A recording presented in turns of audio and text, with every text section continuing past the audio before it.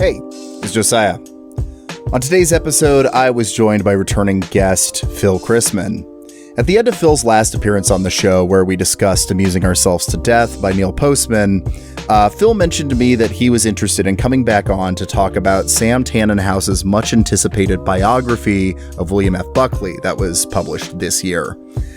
So today, we're talking about all things Buckley and exploring the history of conservatism in America. It's a really fun one, and I hope you enjoy it. But before we get going, I do need to say that you can support the show on Patreon. For a mere $3 a month, you get access to a whole back catalog of exclusive episodes and 2 new ones each month. You also get access to the Fruitless Discord, as well as the occasional deleted scene from a main feed episode. If you're not quite ready to support the show on Patreon, consider just leaving a review on Apple Podcasts. It helps out with the algorithm, and hey, I might read your review at the top of an episode. All right, with all of that out of the way, let's get on with the episode. You are listening to Fruitless, a podcast hosted by me, Josiah Sutton.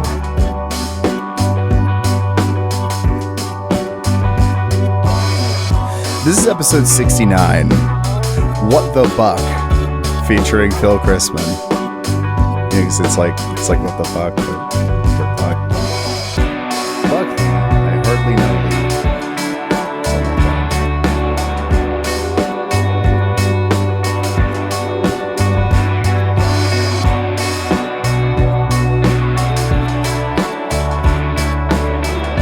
You know, I'm really thankful that you had brought up the idea of doing this episode a couple months back, because I wanted to read this book, but it is a kind of it's a large book. It's a daunting text, and I would have taken way too long to get around to it. So if you hadn't pushed for this, I don't know if I would have read this for a few years. So I really appreciate you bringing up the idea. Yeah, I'm glad that I did as well, because actually kind of the same thing. I think I had some idea of writing a review of this at some point for any outlet that would have me.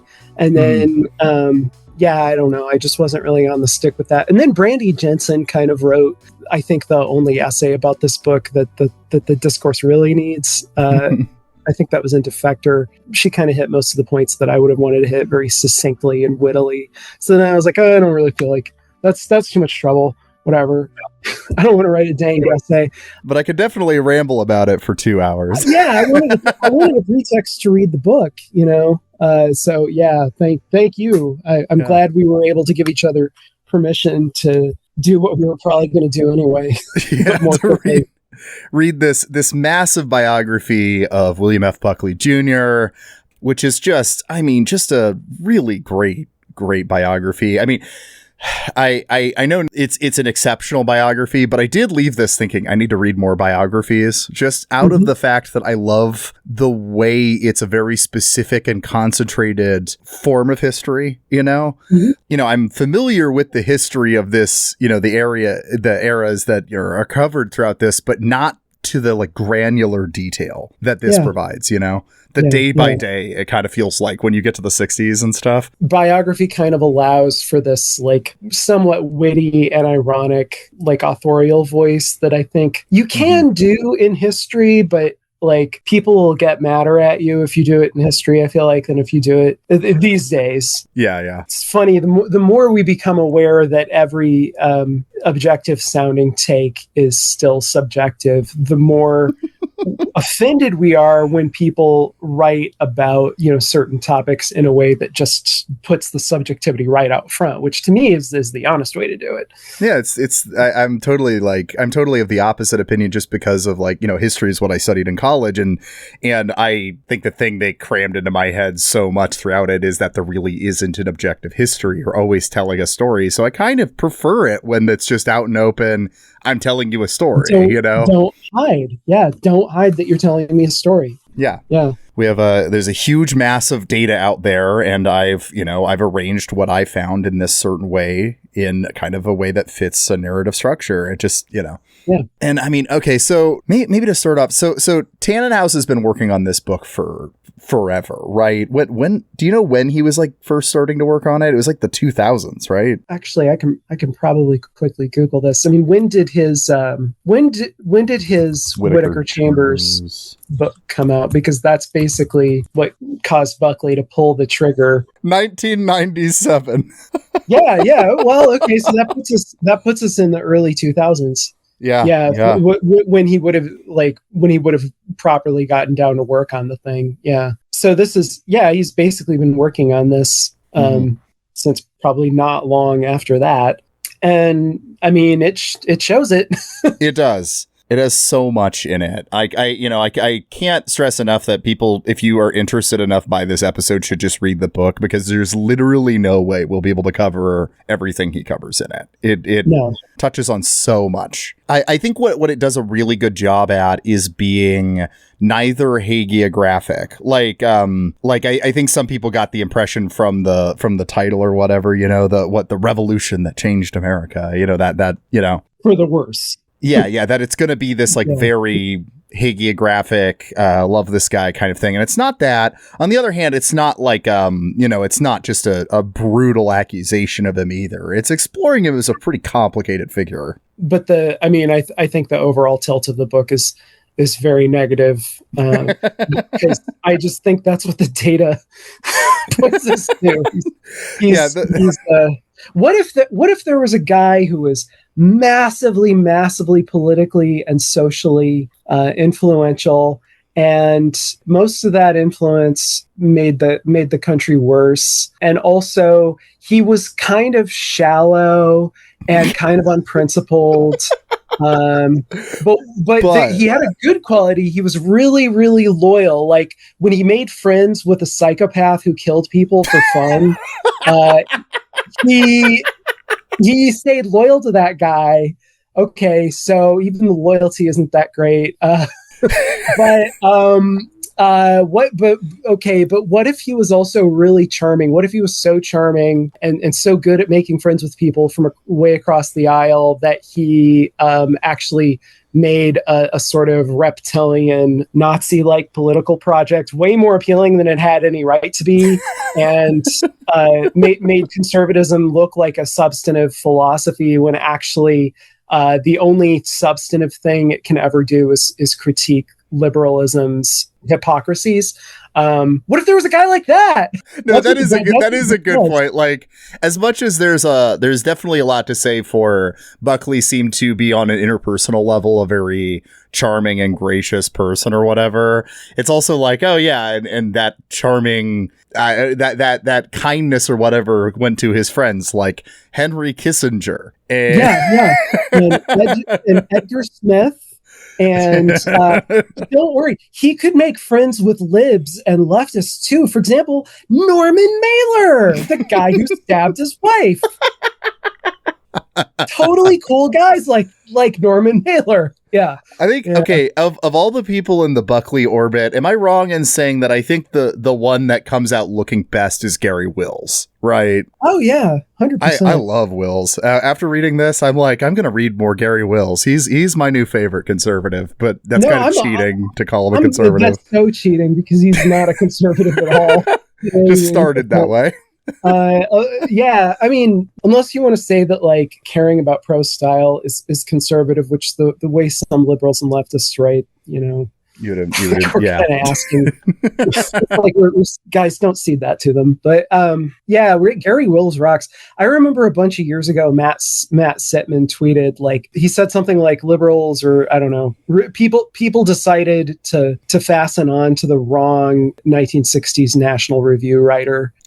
Meaning like Wills, over Joan Didion. And at the time I was like, come on, Joan rules. I love Joan. And I still love Joan, but the more I know about Gary Wills, the more I'm like, yeah, maybe he had a point. I've only read, I've read some of his Nixon stuff, and I've read the Kennedy imprisonment, which is great. I mean, that book really makes sense of the Kennedys in a way that nothing else I've read has ever done. He comes off as one of the sanest people ever to hang out with any of these lunatics. Right, for sure. And I mean, it's because, I think the only conservative I can really fully respect is one who is a conservative until civil rights in Vietnam happened.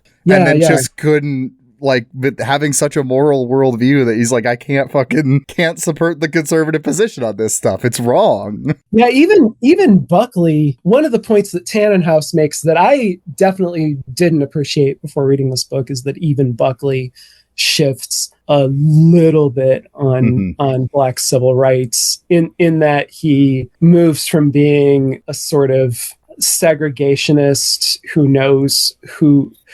knows when to be quiet about the fact that he's a segregationist to being someone who's like, well, as long as Black people do all of their self-advancing through economic self-determination and not through federal legislation of any sort, I am okay with integration and with having Black people live next door. Good for them. He was a lot more okay with the Black separatists and Black nationalists, which I think is kind of funny, as we'll get into. Yeah. But by 2004, as he's almost dead, he finally admitted he's federal intervention might have been necessary to end Jim Crow.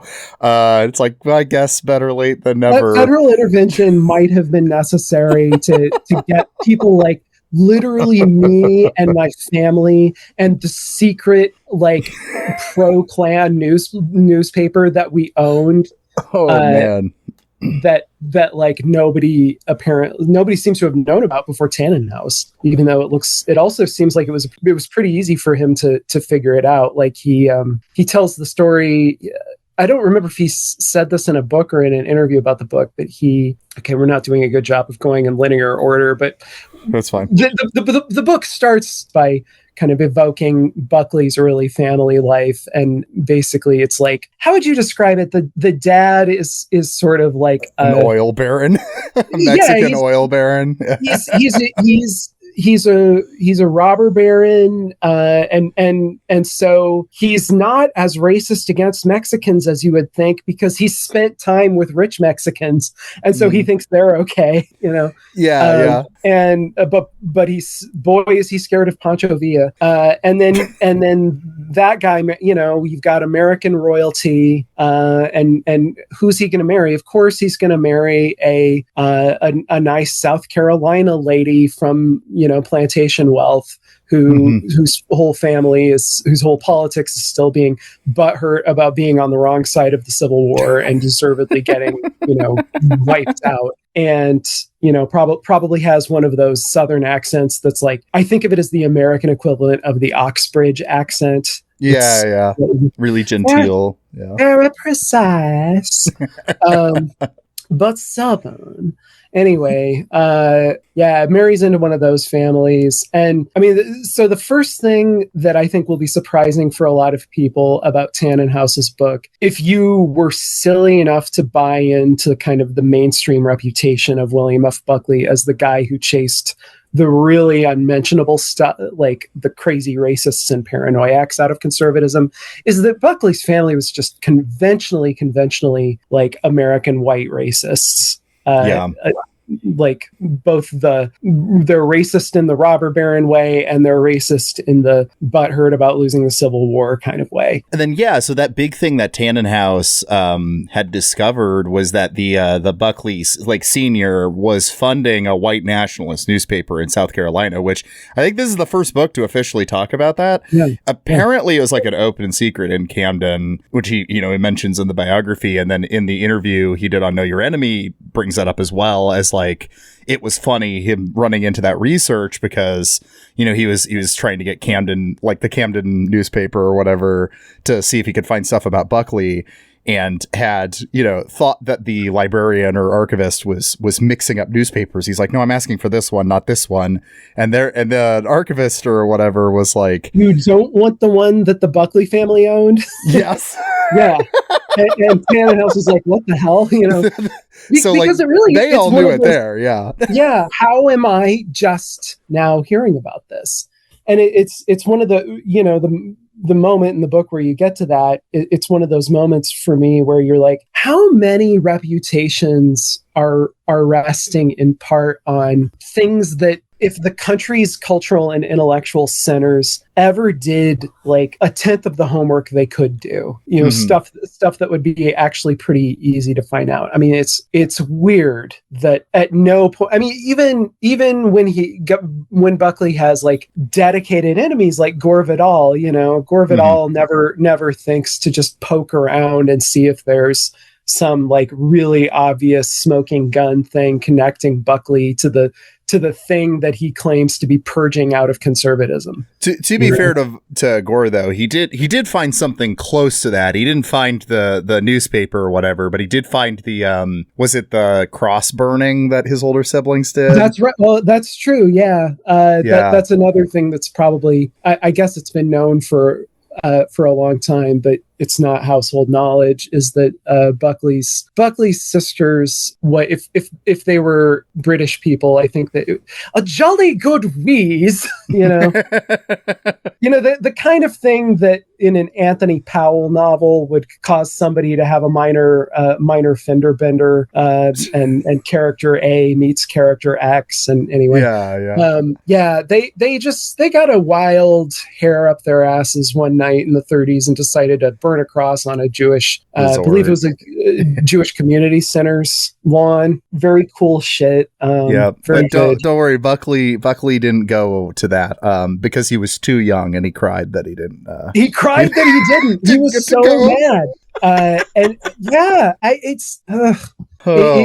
it's like the knowledge of who he is. There's a way that it feels like it was totally repressed from his self-awareness and from like the awareness of generally literate and educated people. And another way in which it feels like it wasn't repressed at all. It's like right there on the surface. I mean, I kept thinking about several years ago, I did this big project where I was trying to read everything published by the James brothers, not Frank and Jesse, but William and Henry. And I remember, on the one hand, feeling like Henry James's fiction is like very famous for what he won't quite say outright, and for the sense of delicacy and restraint, and then simultaneously for the fact that he'll name a character Fanny Assingham, and you're supposed to not think anything of it. And I was like, sometimes repression it's like there's like 7 layers of the personality, and repression is like is when you put something second from the bottom. And sometimes repression is actually when it's like the thing that you're repressing is right there on the top layer, and it's just lying around everywhere, but you just never call attention to it. You studiously avoid mentioning it. And Buckley's like absolute racism and fascist adjacency, and the fact that he is the exact type of guy that America beat when America was at its best, i.e. the Civil War and World War II and afterwards. It's like right there he's right there on the surface. His villainy is right there on the surface. Absolutely. And it's like he's daring us to mention it. Well, I mean, to underline that point too, I think an important thing while we're still in the childhood to also emphasize, because this ends up being a big part of Tanenhaus's interpretation of his like racist views later on, is that on the whole, the Buckley family was, at least, according to a lot of accounts of people in the area, very, very kind to their black servants and stuff. Yeah, they really to the extent that this is a defense, they really did believe in the kind of noblesse oblige. We've been blessed to be on top of society, and it truly is a blessing. And, there are things that are expected in return. And so they were like decades and decades later, Tanenhaus is able to find former servants of the Buckleys who say that the Buckleys dealt very fairly and honestly and squarely with them, and were kind to them and friendly to them. I believe all of that is the thing. I mean, I've met people with like utterly terrible, racial politics, insofar as every time they step into a voting booth, they're doing fundamental damage to the fabric of society, but who are a lot nicer interpersonally to black people than like lots of white liberal boomers. Yeah, Like, yeah. I mean, way later on in Buckley's life, you kind of see this too, in a form that I think I'm most familiar with, which is being that way about like gay people, right? You're consistently voting for homophobes and you're consistently supporting homophobic positions, but like you're pretty chill to the gay people, you know? Yeah, National Review's business manager, I think. Forgive me if that. Yeah, Is it Marvin Liebman? Yeah, one of the like the people who makes the magazine possible, but you never actually read anything by them, so their name doesn't stick in your head. Yeah, it is like gay his whole life, and of course Buckley's own sexual ambiguity comes up. But not as much in this book as I expected. I mean, one thing I was kind of expecting, because maybe I think in stereotypes more than I mean to, is I was just expecting some kind of smoking gun, you know, like a set of letters from when Buckley is at day school or whatever to emerge. That's like, I long for the taste of you, my and it's some awful man with an awful wasp ass name, like I don't know, Godfrey, or I don't know what the fuck. What do wasps call their children? But anyway, my dear Trip, you know. Yeah. I was kind of half expecting that because, you know, especially after that Alexander Chee essay from several years ago where he was like, oh yeah, in my 20s, I was one of the handsome young men that William F. Buckley would pay to, you know, wear a little suit and go sailing with him. And you know, I'd watch him go. I don't remember if it's there or in Ross Douthat's book where he's like, "Oh yeah, William F. Buckley invited me to go skinny dipping." Like, oh, okay. I'm not. I don't know. Maybe this is just because I'm a dumb proletarian and I don't. Yeah, I have no class or grace or sense of tradition. But I'm just not naked with my guy friends that much. No, I don't make a habit of that. Or for any other reason. So yeah, I was kind of expecting something definite to emerge there, and nothing did. I mean, I don't know. It sounds like everything we actually know about Buckley, and you know, romantically and sexually. He liked women. He just talks like the butler in an Ealing comedy. Because he liked to do that, I guess. I don't know. Yeah. Okay, whatever. Who am I to judge? Like that's like the least bad thing about him. No, obviously. I'm back and forth on that, on Buckley's sexuality, because it's obviously something you can't know. It's something that isn't going to have a smoking gun. But I do think like Christopher Hitchens has talked about the degree that Buckley had such a cramped schedule all the time, felt kind of like he was constantly trying to suppress something. You know, he was consistently keeping himself active and going and doing stuff constantly. And, you know, and Tanenhaus also points out, like, his kind of weird and very Catholic attitude about certain sins or whatever, that it's like, there's the realm of fantasy in your mind, you know, and his very, very, at least gesturing at sexual descriptions of that come out in his like spy novels, but it's different than committing the act. And so I think that really could be it. Like, I think I believe William F. Buckley never had gay sex, but I don't know if I believe that he never thought about it. And I'll leave it at that. That seems fair. And I mean, I don't know if Tanenhaus had found some kind of smoking gun on that subject. I don't think I want to have the reaction of like, oh, you pathetic hypocrite, or worse, well, of course, all the homophobes are secretly gay. Like that's some kind of own, like the problem with homophobia is homophobia. And anyway, that's not true. You know, lots of homophobes are very straight. So it wouldn't have really mattered. So no. Yeah, it was kind of juvenile of me to even be thinking about it, but I can't help thinking about it because have you ever heard William F. Buckley talk? You know, even when he's trying to get all macho and traditionally masculine with Gore Vidal on TV, he's like, "My name is Davros,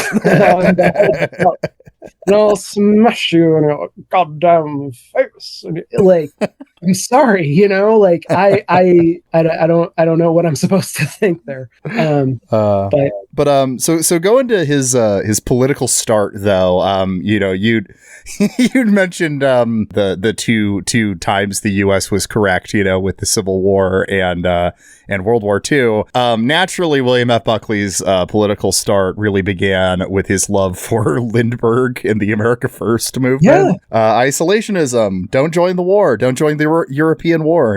The Jews are trying to trick us into getting into this war. You see, everybody's just bleating about the Jews. Yeah, it was. I mean, this is a place where I thought I was really cynical about Buckley, but I guess I was a little surprised by just how far his America First tendencies went and how much he threw himself into it. And how already kind of repellent his politics are when he's like in 11th grade, which I mean, I had repellent politics in 11th grade, but I grew out of them, Yeah. So how much he never grows out of them. Yeah. I don't think he ever would change to supporting World War II. He just wouldn't talk about it much. But that's kind of interestingly a difference between him and I don't know. I think a lot of conservatives now, there's still some that'll do Nazi sympathy, but a lot of them would rather kind of rework the history in their favor as I don't know, maybe World War II was when we were last men, something like that, right? Yeah. World War II, we need to get tough again, like in the 1930s and 1940s when men were men and they joined the Abraham Lincoln Brigades and they starved to death just to have a chance to shoot at Franco. When men were men and we were really, really angry about atrocities that were happening half a world away to European Jews. All the empathy is a sin guys would have real trouble with the actual content of the manliness of that period, I think. Absolutely. So he served in the army pretty briefly. He never saw combat. And in fact, the whole time, because what was the position he got in? It was like some sort of PR kind of thing where you're supposed to be telling the troops why they're fighting. And so because of that, he'd also be trying to insert isolationism and trying to win people over to intentionally making them leave going, man, what the fuck am I fighting for? Yeah. I mean, on the one hand, I'm not going to do the, well, he didn't really see combat because, I mean, the long and short of it is that William F. Buckley was briefly and, not that meaningfully part of the army that, won World War II for us. And I have never been. So, who am I? Fair. I don't know if I could even make it through basic training. But he's probably not who you want in PR. Exactly. It's kind of amazing he ended up in that position despite being a member of America First since when he was 14. But he's always, even I will admit, he's a very facile writer, he can put together something that feels writing flavored and thought flavored, even though if you think about it for 2 seconds, it's wait, this is completely insane. Yeah. But he can do it pretty consistently, pretty quickly. And I think that's also got to be part of his success. If throughout his life, if an enemy publication needs 1,000 words from William F. Buckley that they can publish to show that they're fair so that the conservatives will get off of them, which of course the conservatives will never do. Conservatives will never admit that a liberal publication is being fair to them. They'll just keep working the refs forever until everything is a conservative publication. But anyway, if you make a request of him, he'll get you 1,000 words that, if you don't look too closely at them, are they're article shaped. And article flavored. Yeah, absolutely. And that's not nothing. I mean, I have this people who subscribe to my newsletter may not realize that this is true anymore because I often overcome this inhibition. But I have an inhibition after I've said something 3 times that, maybe I don't need to write about this again. I'm afraid of boring people. Yeah. And sometimes, if deadlines are looming or if I've been asked to repeat myself, I really have to work to push past that. I don't think William F. Buckley had that voice in his head at all. No. The way he could just write 3 columns on a single plane ride is. But no, he gets He gets discharged from the army in 1946, and then, eventually goes to Yale. The one little detail that I just thought was funny that, I always try to wear something related to the topic if I own something. Like we did Amusing Ourselves to Death, I had the Videodrome t-shirt I own. The most tangential thing I could get is he did like a couple classes at UNAM in Mexico City, which just happens to be where my Mexican soccer team I follow is at. So I'm wearing a Pumas hat. There you go. Oh, nice. Well done. He did you slipped right past me with that. I was not clever enough to catch that. I don't think anyone would have paid attention to that because it's such a throwaway chunk of the book too. But they threw that university out there and I was like, wait a second, that's where the soccer team's from. Anyway, but he ended up at Yale, which is where he really gets his start. And at that time also pivots to, well, I wouldn't say pivots, but his focus becomes anti-communism. And this is one of the most interesting chunks of the book for me, I think, was the kind of apparent hypocrisy between the Lindbergh isolationist era and then those same people immediately becoming the biggest war hawks in a couple years. Yep. Once it's about the Soviet Union. Once it's about the Soviet Union, once it's about the lower orders maybe actually getting paid. Once it's about something that might cause their servants to talk back to them. I mean, I don't. And I don't even want to be dismissive. Like I'm sounding more dismissive of like anti-communism in the Cold War context than I even want to be, because like I'm not a Stalinist. I think Stalin was horrible, and I think that to the extent that the CPUSA was just pretty much taking orders from Comintern, that actually is substantively bad. There is a degree to which anyone should be anti that, not the degree that involves going to war in Vietnam. Or Korea, or Korea, or overthrowing democratically elected governments that are not, in fact, totalitarian at all over Latin America, and not to the degree that involves risking a nuclear exchange with Russia, because who cares if you've beaten communism by killing all the people in the world. But there's lots to criticize there, lots to be anti there. But yeah, the people who were all hot for Lindbergh 10 years earlier suddenly, flipping over and becoming the world's biggest anti-communist just makes that look like a completely cynical cause all the way down. And I really think it was, because the thing is, like, Lindbergh has some criticisms that aren't just anti-Semitism, right? He does have some criticisms of the war that were prophetic and correct, but I don't think he was using those like he was actually really interested in those, or at least his followers weren't, or something. Because, during the time he's saying we are changing the country into being a giant war machine, through, yes, the growing like welfare state and New Deal is part of this military industrial complex that's growing and will take on a life of its own once the war is over. Correct. That is true. And so it's baffling that as soon as that military industrial complex is being aimed at the communists, suddenly we don't give a shit about that anymore. It's great. We love it. Thank God. Yeah.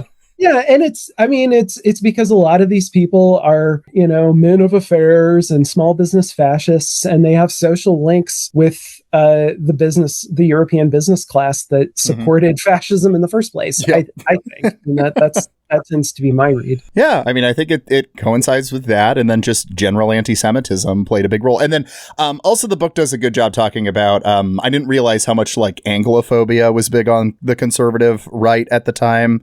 That played a big role too. So it's like, we hate the British. Why would we fucking support them in the war? Yeah, that was an interesting, that's a strain of it that I had never properly appreciated before reading this book. And of course, it's very characteristic of Buckley. This was kind of alluding to this earlier, that this is a genuine virtue that he had, but I don't really know how to weigh it up against everything else about him. But he did have a gift for friendship. And so, while he's making these really repellent arguments that go right up to the verge of or step over into like blatant anti-Semitism, and also like really kind of callous stuff about the bombing of Britain and everything. He's also he's becoming like BFFs with this British guy at boarding school, the Alistair something. He's spy novelist or something. Anyway, Alistair Horn? Is it Horn? I want to. I apologize. Wait, it's in my notes. Somebody else. No, you're good. Let's see if Alistair Horn. There we go. I did write that name down. Yay. Yeah, and I mean, like, he's like really kind to like lots of Jewish friends he had at Yale. It's like there's this huge divide. It was funny when his parents basically told him, hey, you're one of your sisters, one of your like 50 million sisters. I did not do a good job of keeping all of the siblings straight in this book. That it's like the minor characters in a Russian novel. It's like, I'm sorry, there's so many siblings. Y'all look alike to me. But one of his sisters is dating a Jewish guy pretty seriously, and the parents the guy's a friend of Buckley's, and Buckley is just totally happy to be the assassin, the CIA assassin of that relationship. He's like, I'm sorry, old boy, but it just won't do, Our ways of life are too different. Yeah, well, and that's such a bummer thing, because it was Tom Ginsburg is who that happened with, and it was, I mean, that was kind of depressing, because leading up to that was like, they were close, like they were really close. Yeah. It's a hell of a thing to do. But once his dad's like, hey, please get Ginsburg to stop dating my daughter, he's like, yes, sir, because he loves his dad and just kind of repeats what his dad says for a lot of this family was profoundly in love with each other and itself. And I mean, one of the things, I'm going to spend most of this conversation ragging on Buckley, because he is my enemy. I do think he's like very substantively like bad and evil in his impact on the world, and he sucks, but I also did want this book to complicate my picture of him at least a little bit, because everybody has their onion, nobody's all bad. But one of the things, aside from his gift for friendship, one of the things where I did see a character quality in him that I do admire is intense love of and loyalty to his family, even when that was like really like ill-advised, like when your dad tells you to break up the happy relationship between your sister and her Jewish boyfriend, that you actually should tell your dad to fuck off. Yeah, that's a case. Yeah.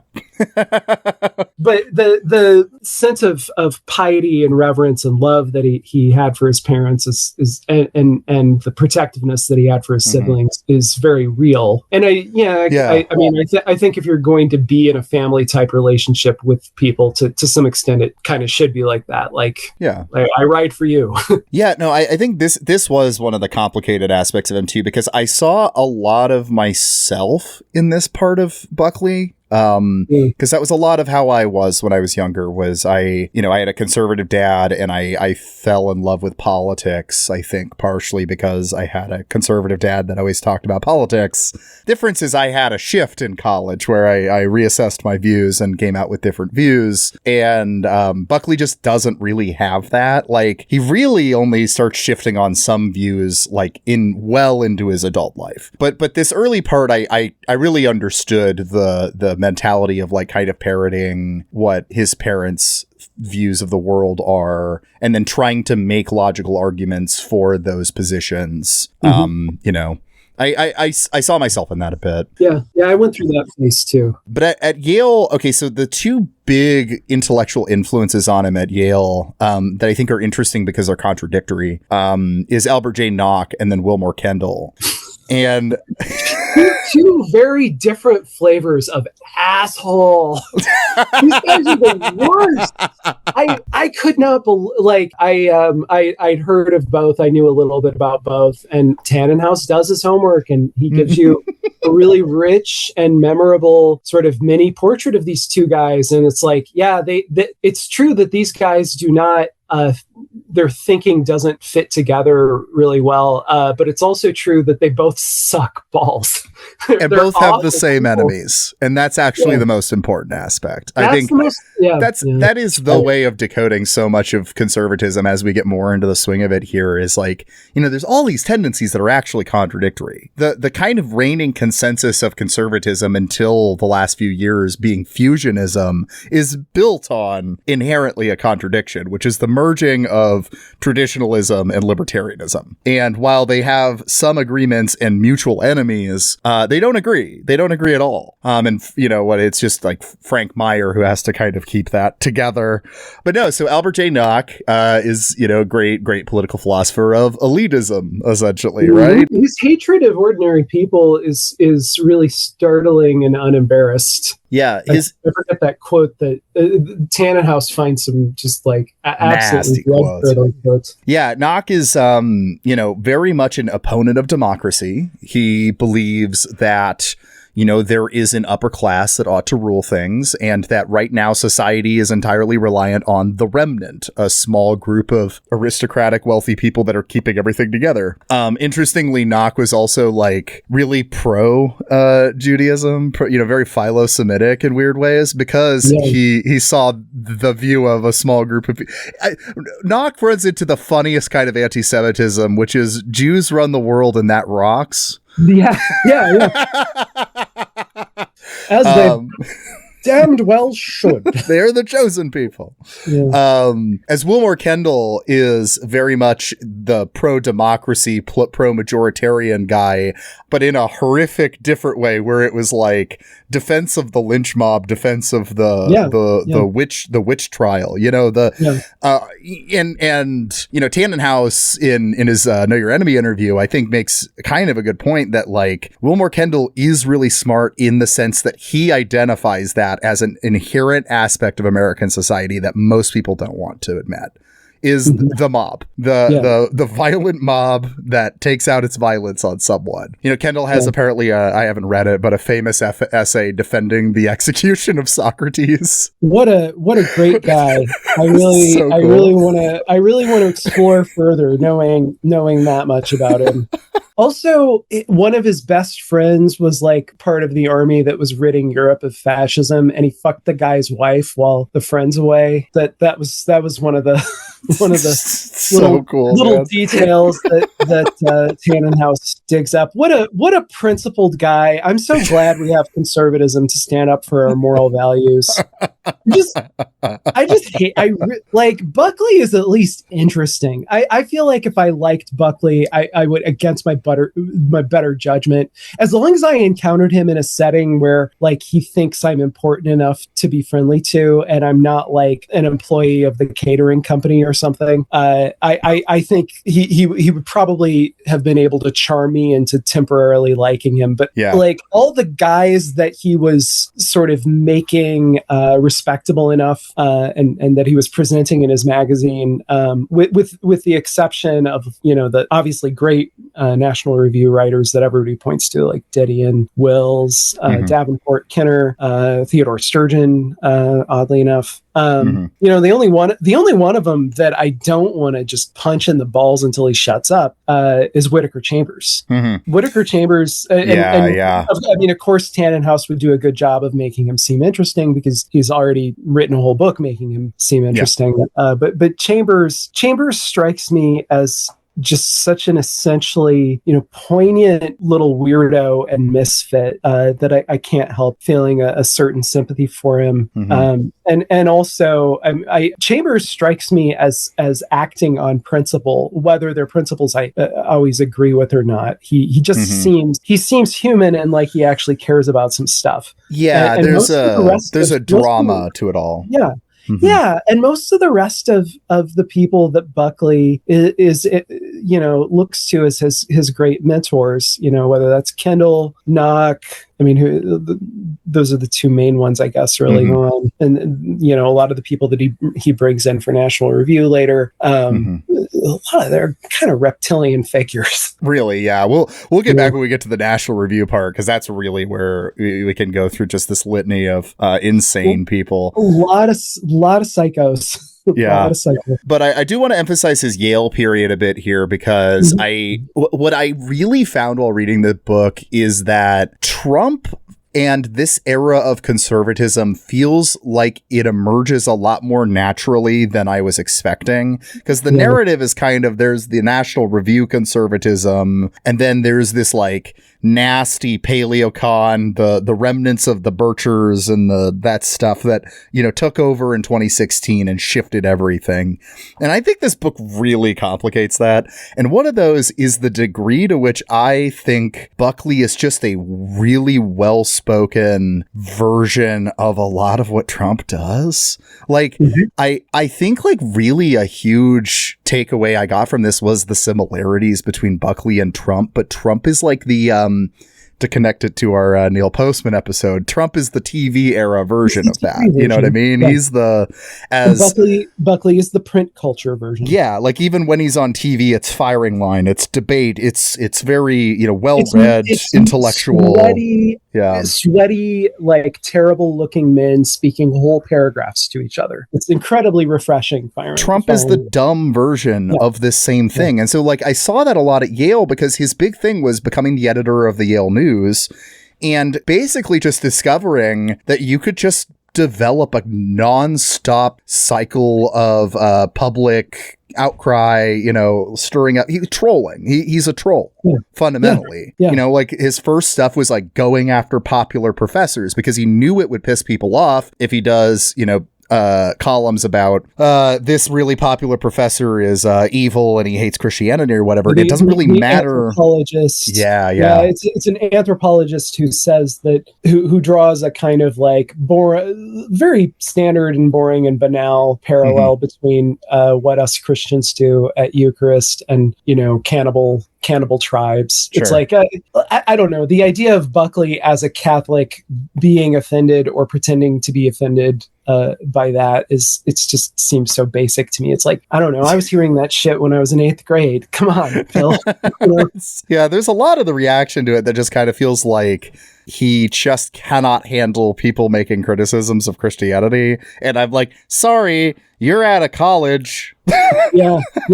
You're going to hear that. But no, I pissed him off. I mean, that's a big theme in God and Man at Yale. But what he was kind of right about, and this is what gets him to too many people, I don't know, too many people really allowed him to climb the ranks during this time, because he did have a genuine criticism that even some leftists were giving him credit for, of talking about liberal orthodoxy, that there is an orthodoxy that's kind of an unspoken one. And it's not true, for sure. But, you know, the question is, Buckley, what would you prefer the orthodoxy be? And that's the unspoken part, right? Is he wants a return to, you know, you can't say anything bad about Christianity. You can, you know, he doesn't want free speech on campuses. You can't say anything about bad about Dad, the priest, or the factory owner up on the hill, or the king. I mean, it's Corey Robbins', you know, opening chapter of the reactionary mind, where he talks about, you know, conservatism. It's not that conservatism doesn't offer anything to poor people.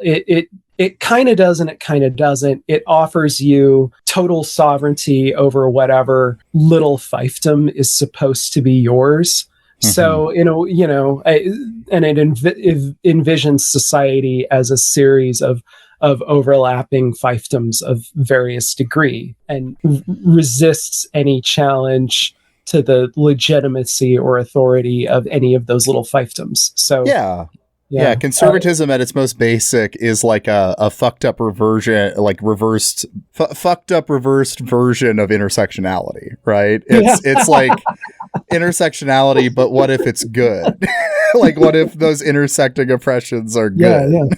What if it's good that your boss can sexually harass you, and it's also good that your husband can rape you, and it's also good that that the president can do illegal things, and they're not illegal if the president does them. I mean, At Yale, he also met his debate partner and lifelong friend. They had their schisms, but you know, huge influence on him, Brent Bozell Jr. Yes. who is in some ways a more interesting guy than Buckley, just because he was literally insane. Yeah, he's like the neurotic, like, one that his Catholicism leads him to just being a fascist later on. Yeah.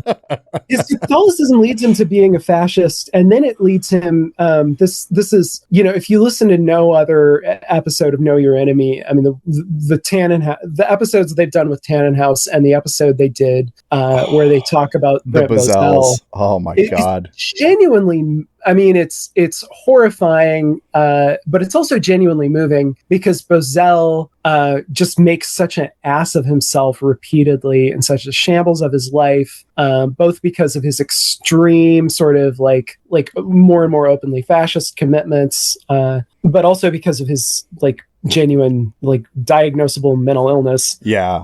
He ends up just kind of broken, and so then at the end of his life, he's just spending most of his time doing soup kitchen work and the works of mercy, which is nice. The conservatives are always saying he's doing the stuff. He's actually doing the stuff that conservatives usually say, oh, we need more of that instead of a welfare state. And then a lot of the time they don't do that either. He's actually doing that, which is, that's nice. I mean, it doesn't make up for the rest of it, but no. there is something very poignant about it. I can't recommend that episode enough too, because it's they frame it as going through, because there's Brent Bozell, the first, the second, the third, and the fourth, the big famous one being Junior, the second. So they're kind of this is a history of American conservatism. And it really does show how much there's a decline too. It goes from, Brent Bozell Jr. being a piece of shit, but at least a very interesting one, to just the most boring of conservatives in his, in his son, and then his grandson who stormed the Capitol at January 6th. I wonder what the grandson's up to. He just feels like the type who would have, I don't know, I want to say he seems like the type who would have a racist coffee brand, but that you can only buy on the he's one of those internet. Guys. But that already feels like kind of 2 years ago. I don't know what those guys have moved on to. Well, the other big thing that kind of is between officially National Review getting started and him leaving Yale is his obsession with Joe McCarthy and his involvement with the CIA. I think that is a thing that doesn't get enough focus on. I think when people talk about Buckley is the fact that he was just a Fed. Well, here's the thing, not only a Fed, he's a spy. So, can I believe anything that he's saying in his capacity as a commentator on current events? Can a spy could be a great novelist, right? John Le Carre, great novelist, somebody who does that kind of deceptive work. There's no reason they can't be an artist. Do I want them to be a commentator on current events? No, because I just very flatly can't know whether they're doing what they think we should be doing, or whether they're recommending, are they acting in good faith? I fundamentally cannot know that. It would be so crazy to have a spy be the most important conservative journalist of all time, or be vice president for 8 years and president for 4, or one of the self-appointed leaders of the ineffective opposition to Trump and Michigan's senator. That would be really crazy. We would never do anything that crazy, would we?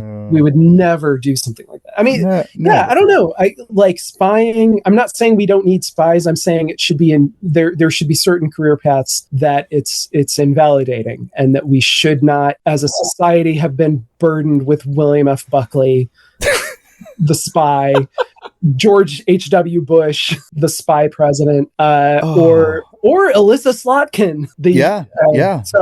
Sorry to make this about my hatred of Alyssa Slotkin, but I do live in Michigan, and she embarrasses me every day. Well, his start with the CIA is even it's just pathetic, because how he gets started is because he starts getting mad at communists at Yale, and so he starts reporting them.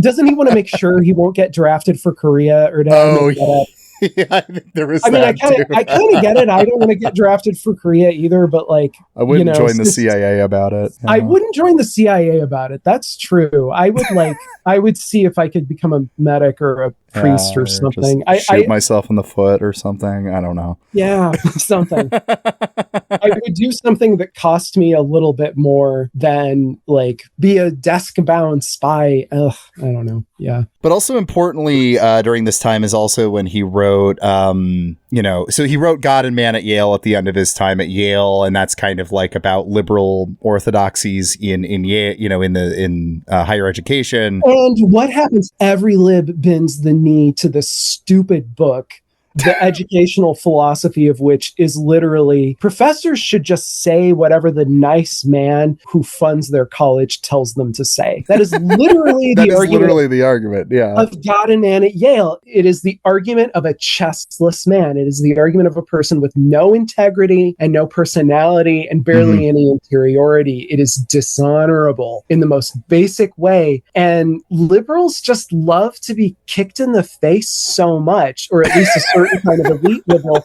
that they make it a bestseller. I mean, it's reading about the success of that book here reminded me very much of the way, everybody lined up to kiss J.D. Vance's ring back when he wrote Hillbilly Elegy. The book about how he's not really a hillbilly, but he's still happy to speak on their behalf. Well, so he followed up that fantastic book with McCarthy and His Enemies, which is a defense of Joe McCarthy and of the anti-communist crusade, the Red Scare. Yeah, pretty nasty.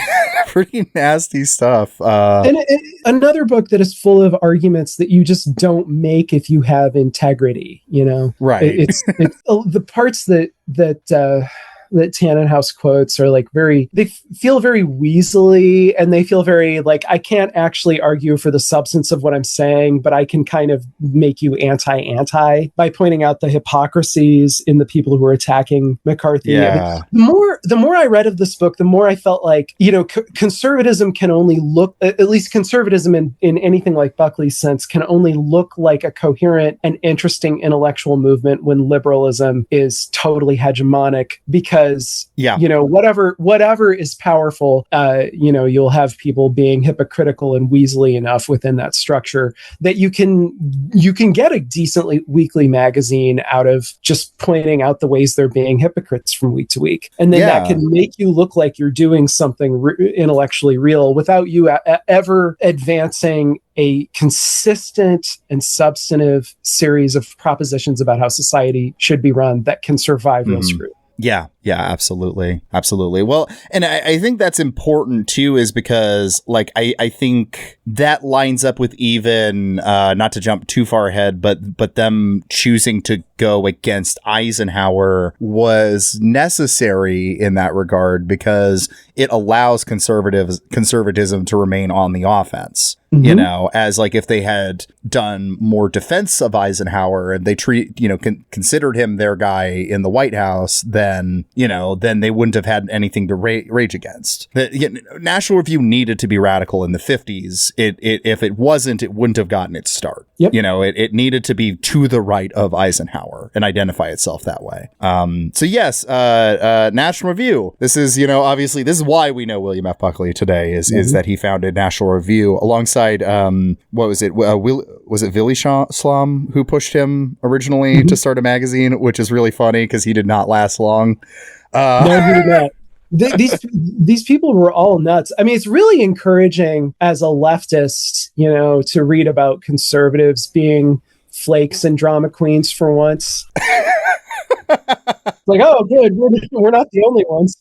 Yeah. Conservatives know how to infight too. They're just really better at lining up at the party line nowadays. At the last minute, yeah. But I don't know how they do it. Willy Schlom's very crazy. Schlom is crazy. One of the most interesting people at NR, though. I kind of want to fall down that rabbit hole because he's an insane person.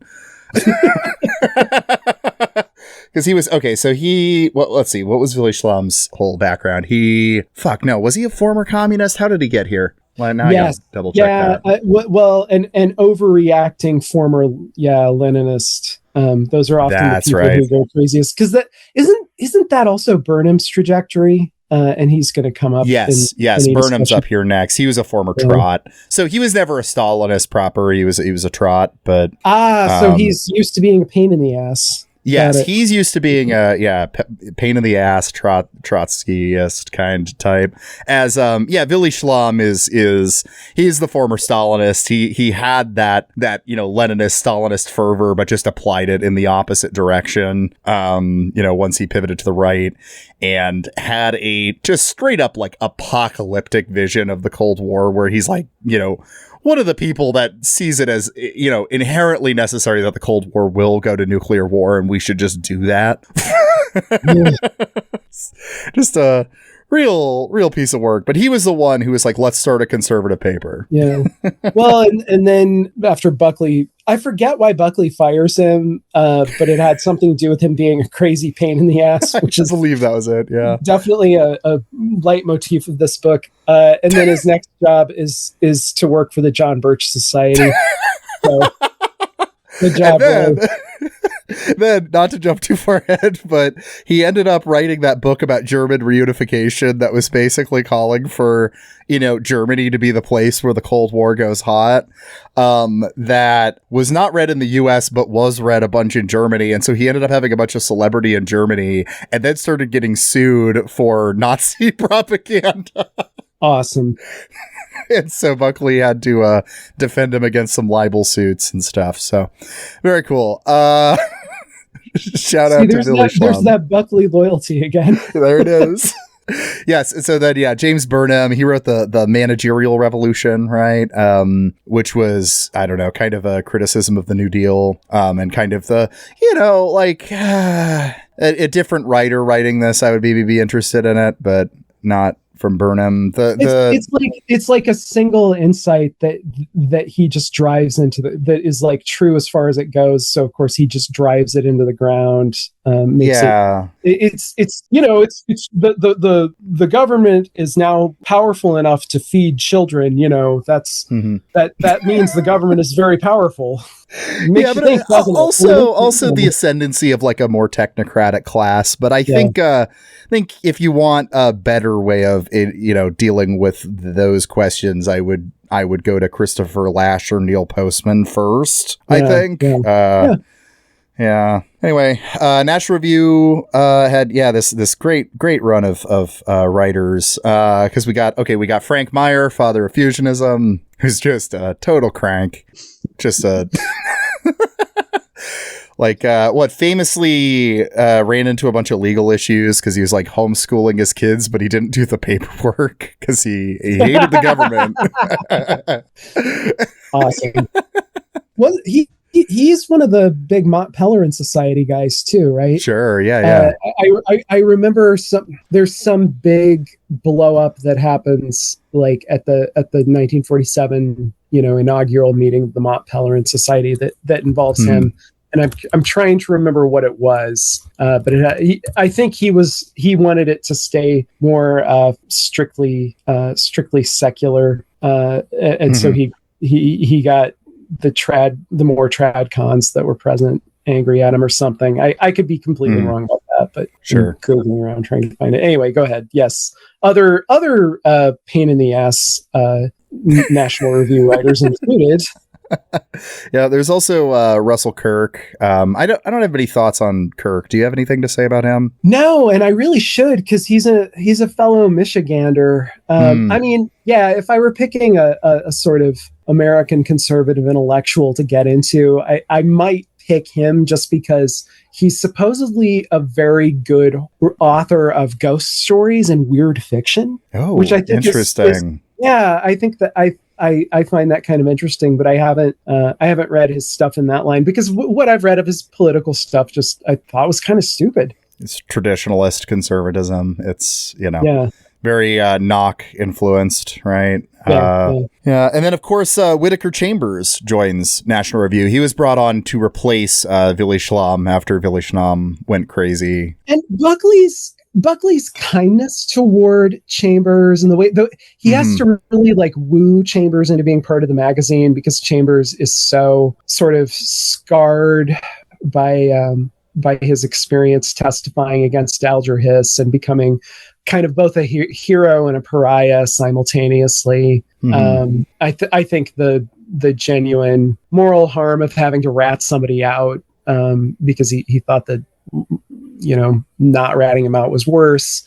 I mean, I mean, Chambers was a genuinely, traumatized little weirdo.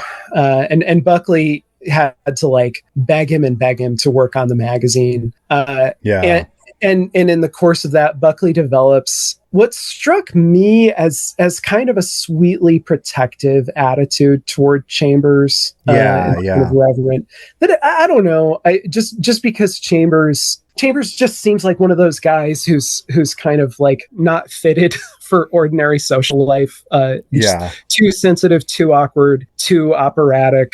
And of course, he's a closeted gay man in a deeply prejudiced society. I do feel a certain like sympathy for him, just because I'm kind of awkward. I'm an introvert. I get it. And I don't know. I've always had a kind of pity for people who seem just like overwhelmed by the ordinary give and take of human social life the way he did.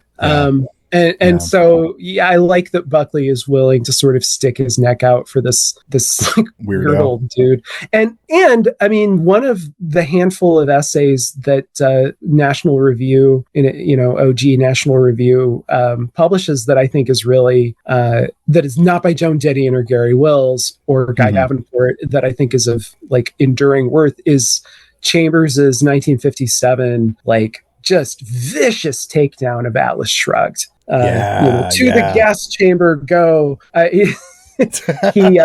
He just nails everything that's wrong with her, and I mean that's a good piece written by somebody who actually does have some sense of right and wrong, even if it's twisted up enough that he ended up working for National Review in the first place.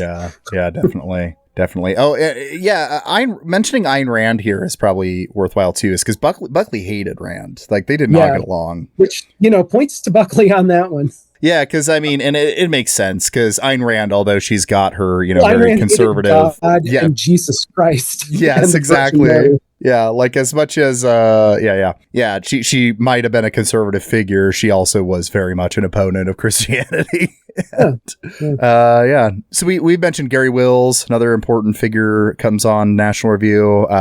Again, didn't a conservative with a conscience, which naturally meant that when it came to civil rights in Vietnam, he would eventually leave National Review and become more of a liberal figure. Although I think he still calls himself a conservative, but he's the weirdest conservative ever then.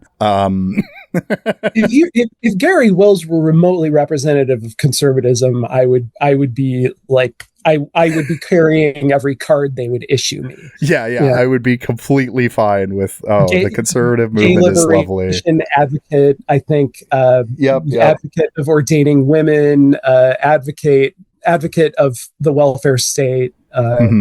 Advocate of actually being able to write sentences.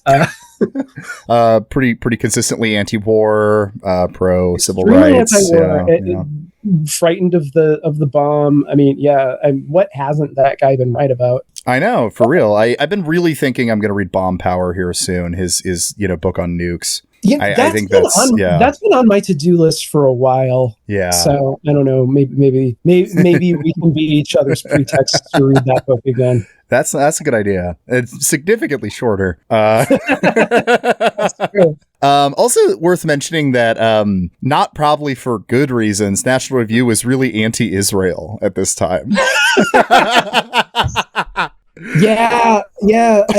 Tanenhaus would write a sentence saying National Review was very critical of Israel at this point, and I'd be like, huh?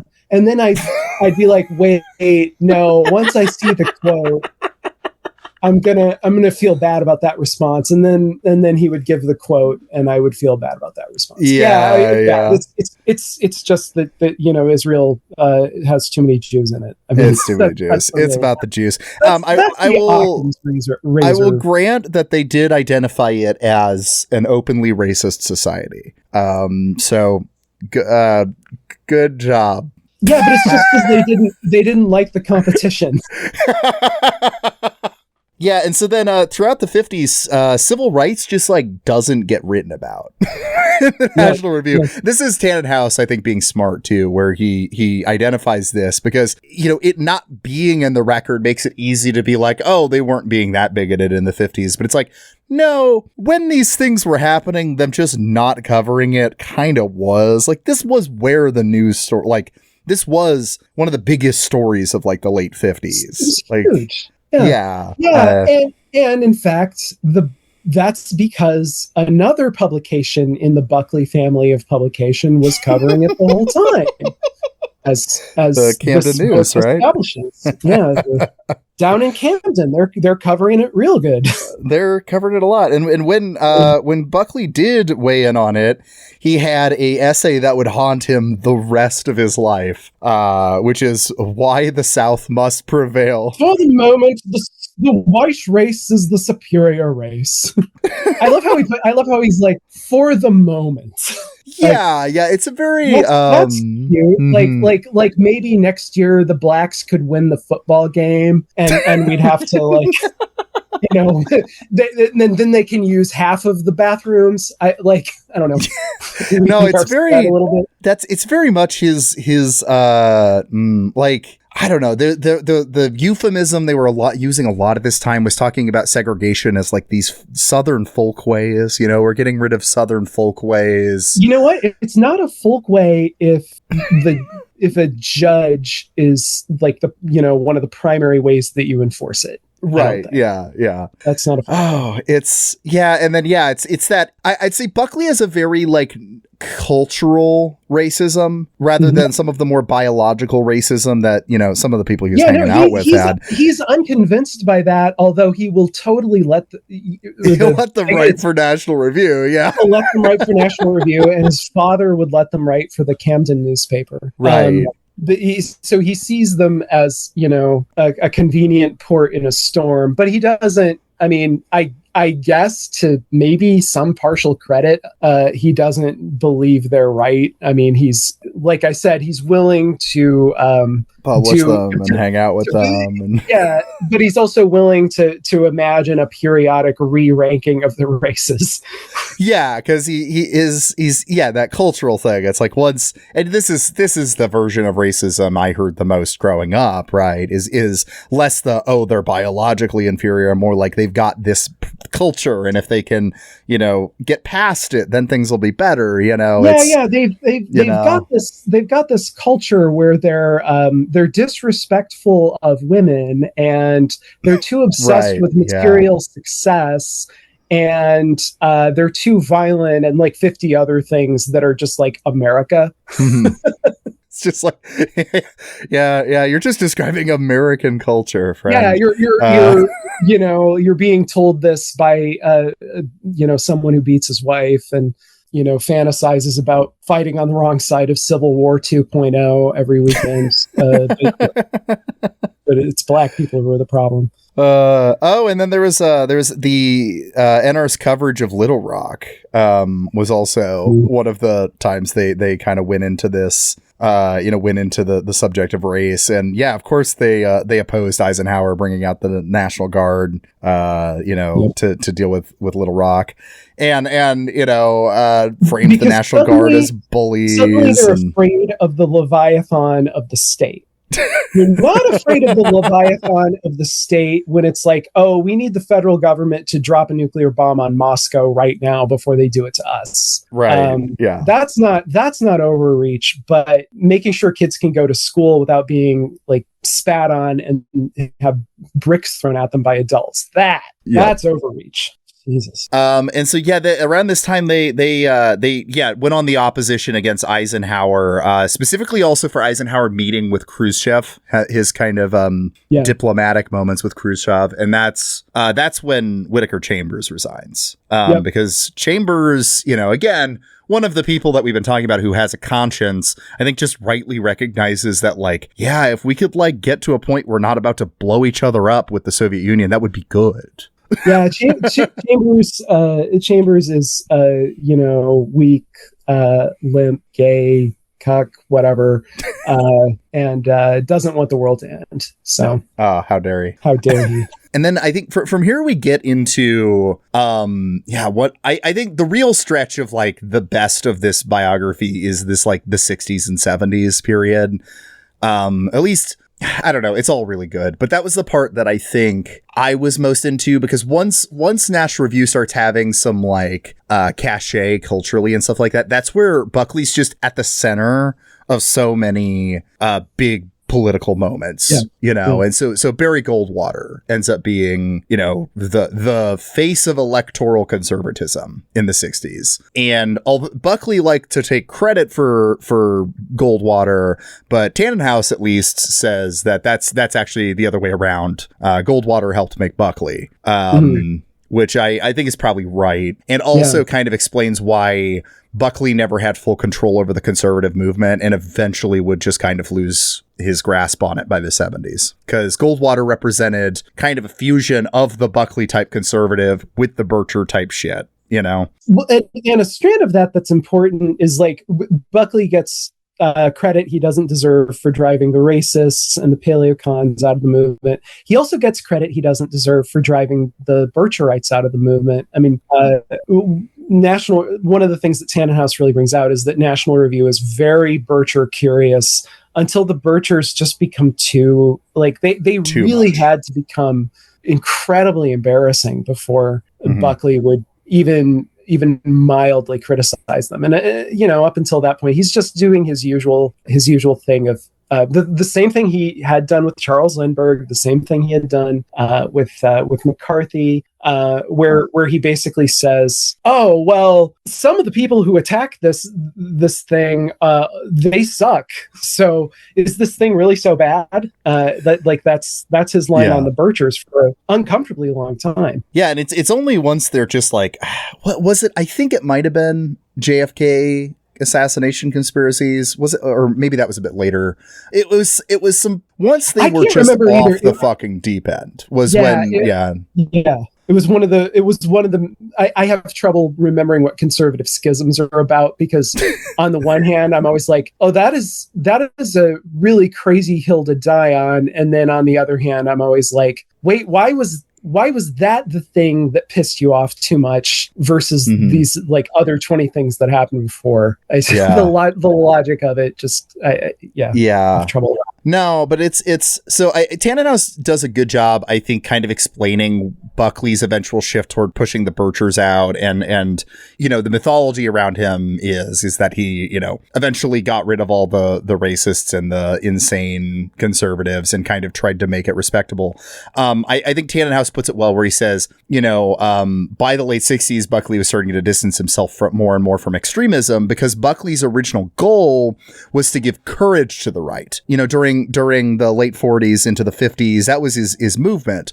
But once the conservatives had courage, once they were, puffed up and a movement, ready to contest. Ready to contest. The goal was to win people over, and having insane people does not help that. So that's when he started to have to police the borders, because it's no longer about building up this movement, and it's instead about trying to win people over and not seem too crazy, seem willing to function in polite society, which the Birchers just weren't.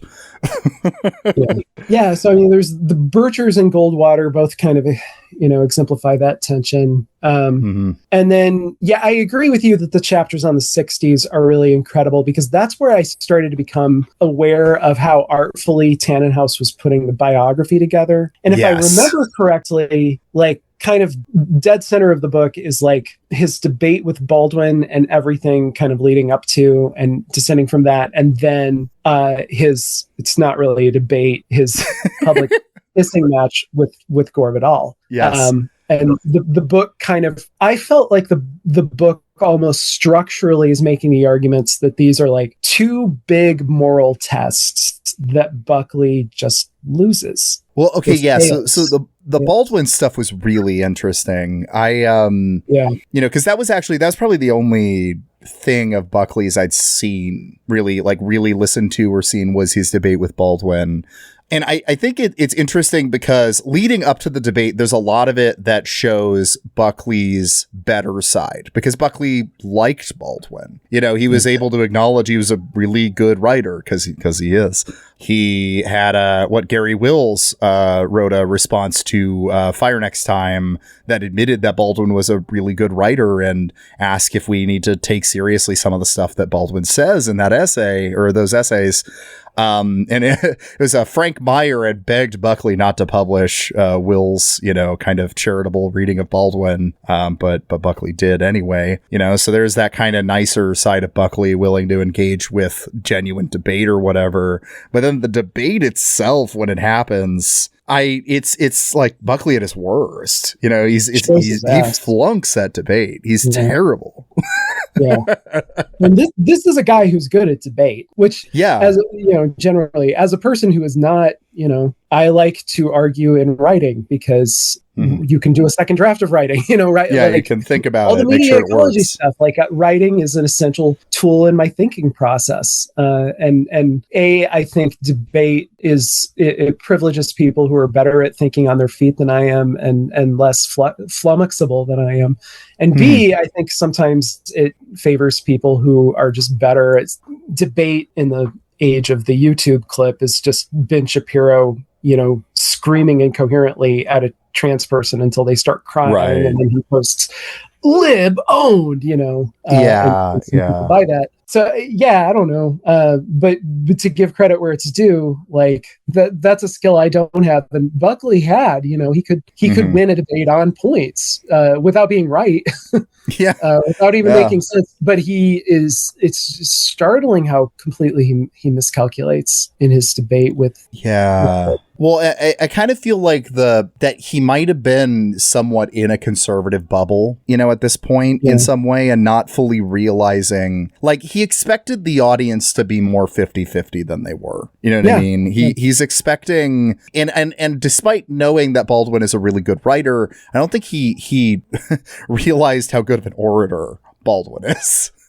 Because again, Baldwin opens that debate with just a really eloquent speech. Baldwin has such a deeply moral tone too that Buckley's shtick doesn't work well with him, because Baldwin is so good at this like condemning you on your own terms kind of thing. Buckley is kind of breezily amoral in a lot of his writing, like to a startling degree.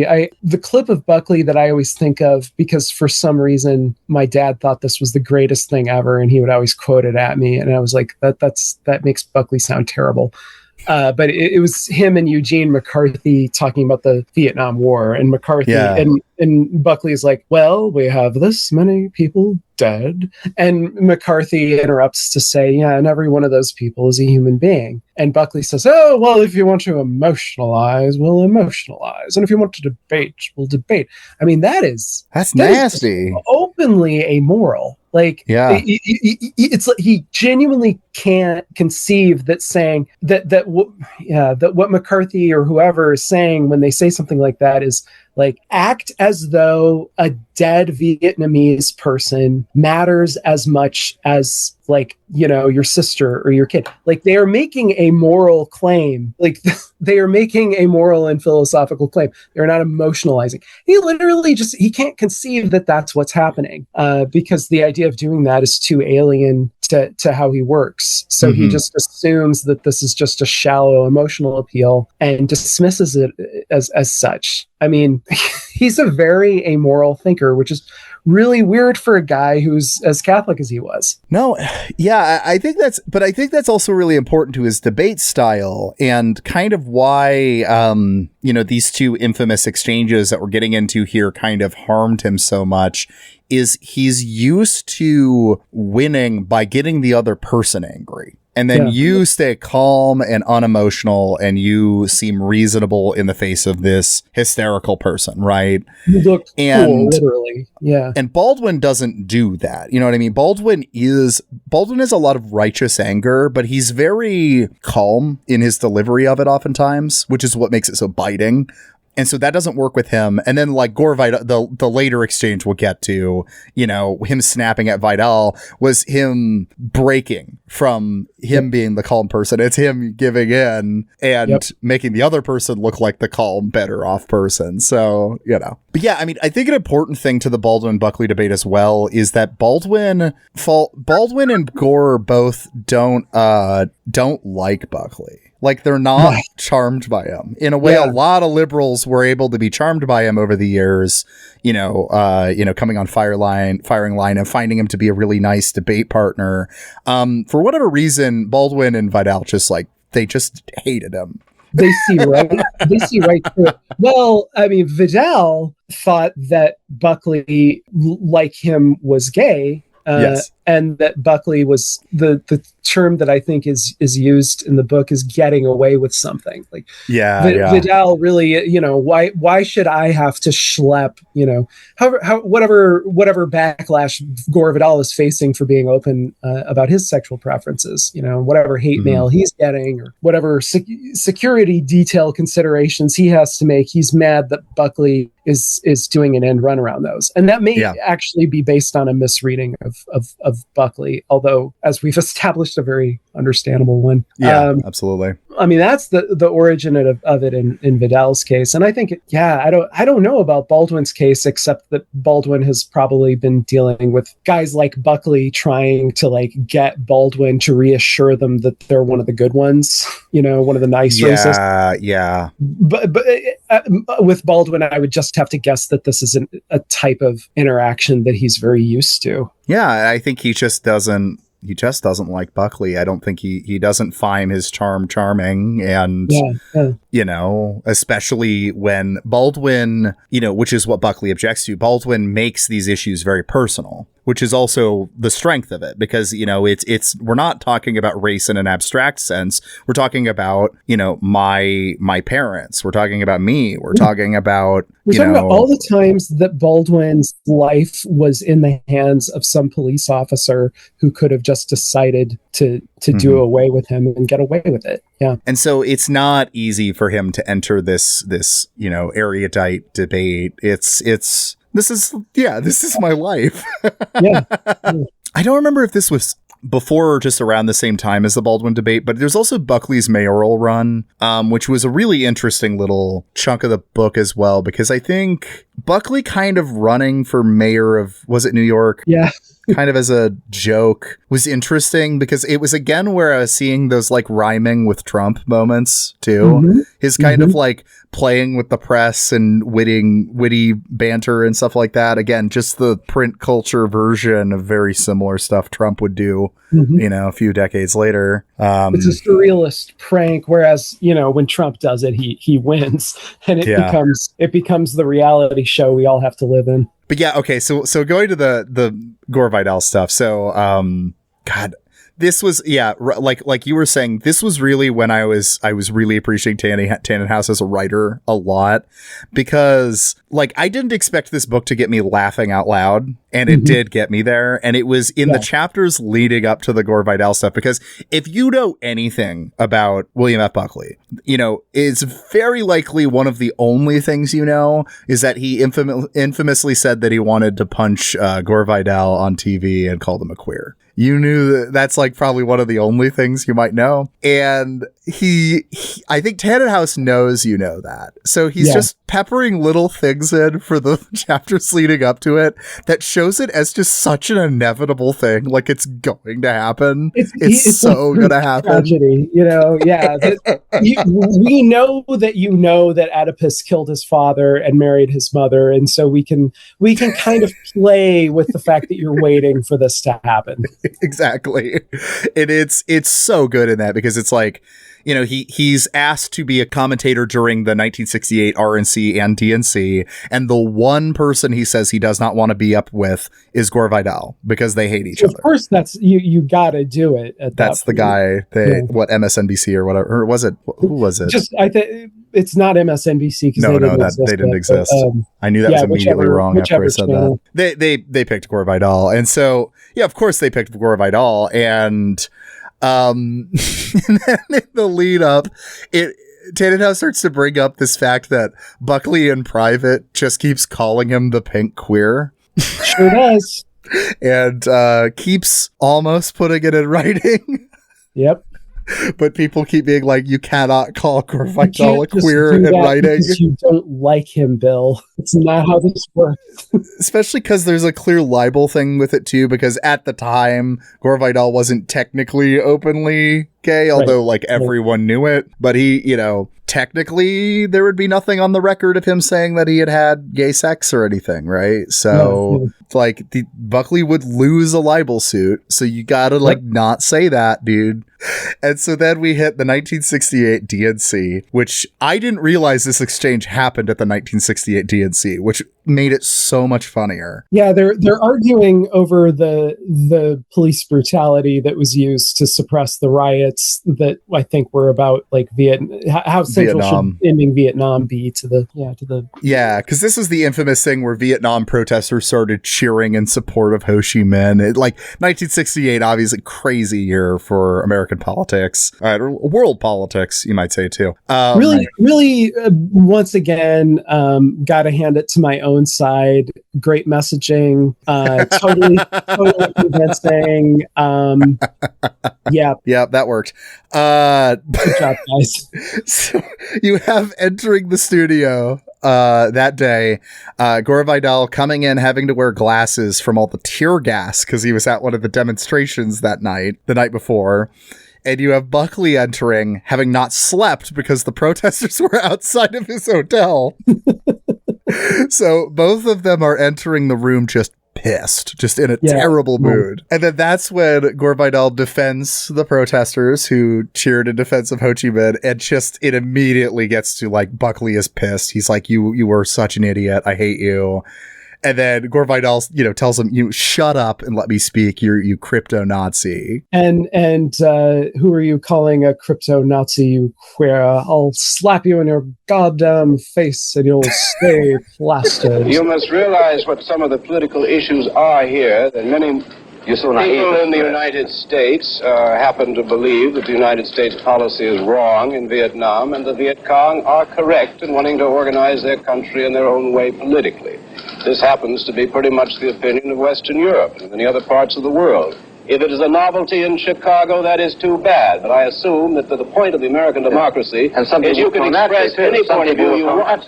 Shut up a minute. No, I won't. And some people were pro-Nazi, and the answer is that they were well treated by people who ostracized them, and I'm for ostracizing people who egg on other people to shoot American Marines and American soldiers. I know you don't care. As far as I'm concerned, the only sort of pro-crypto-Nazi I can think of is yourself. Failing that, I would only say that we can't have. Now listen, you the right of stop calling me a crypto-Nazi. Let's stop calling names. I'll you in your goddamn face, and you'll stay plastered. Gentlemen, and he says it. It's so funny because I hate to keep coming back to this because I don't want to reinforce stereotypes, and some people have accused me of having not the most traditionally masculine sounding voice in the world, but like every time he says something like this, it's like he sounds like David Niven playing Oscar Wilde in a movie from the 1940s that was written by Noel Coward and directed by James Whale.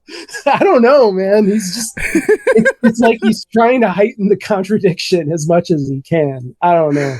Oh my God. Hands down, one of the best parts of the book, for sure. It's so good. And you're right. Yeah. I mean, the way the book is structured, it just really, it creates this as an inevitable tragedy. Like, this is his big test. Can he be charming enough? Can he make friends? Can he use his usual ability to reach across the aisle? Can he be decorous and restrained when he needs to be? Can he hide, the ugliness of what he really thinks? The way he usually does. And no, he can't do any of that shit. No. and everybody comes away from it sympathizing. Like, basically everybody who's not already a hardcore Buckleyite comes away from it sympathizing with Vidal. And then, another moment that made me laugh out loud is you go chapter break, you turn, and then it's essentially like, and Buckley just couldn't drop it. No, He was so mad that this exchange happened on TV. He writes like 3 essays about it, and finally he does the big long one in Esquire where he like sort of apologizes, and then it feels like, I don't know how much this is Tanenhaus and how much it's just reality, but it feels like that's the last significant thing he does. Everything else feels very episodic and random. Like, I mean, the Watergate stuff is somewhat interesting just because he's good friends with E. Howard Hunt, and this is another case where he decides to be Edgar Smith's stuff is around this time too. So again, Buckley picking the right people to be loyal to. His old CIA friend Howard Hunt, who is just like one of the classic glowering psychos of the Dulles era CIA. And Edgar Smith, who is a guy who gets off on murdering little girls, who also likes reading National Review. Surprise. Cool. And Buckley just can't believe that a guy who likes National Review is a guy who gets off on murdering little girls, which shows a lack of self-knowledge on Buckley's part, I gotta say. No, the Edgar Smith stuff is really interesting, and that's another good Know Your Enemy episode, because I don't think I'd be able to do as much justice to it as they do, but it is a wild story of Buckley getting involved to get a guy out of murder charges, and then the guy goes and just like murders someone again. So Buckley kind of caused that.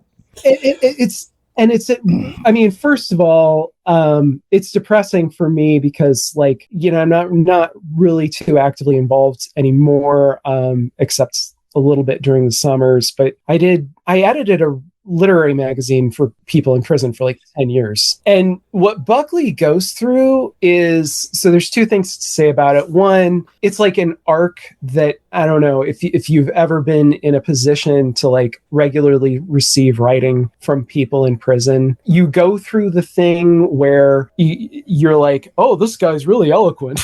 And then something chance that they say causes you to realize, oh, this guy actually did a really horrible thing and is unrepentant about it.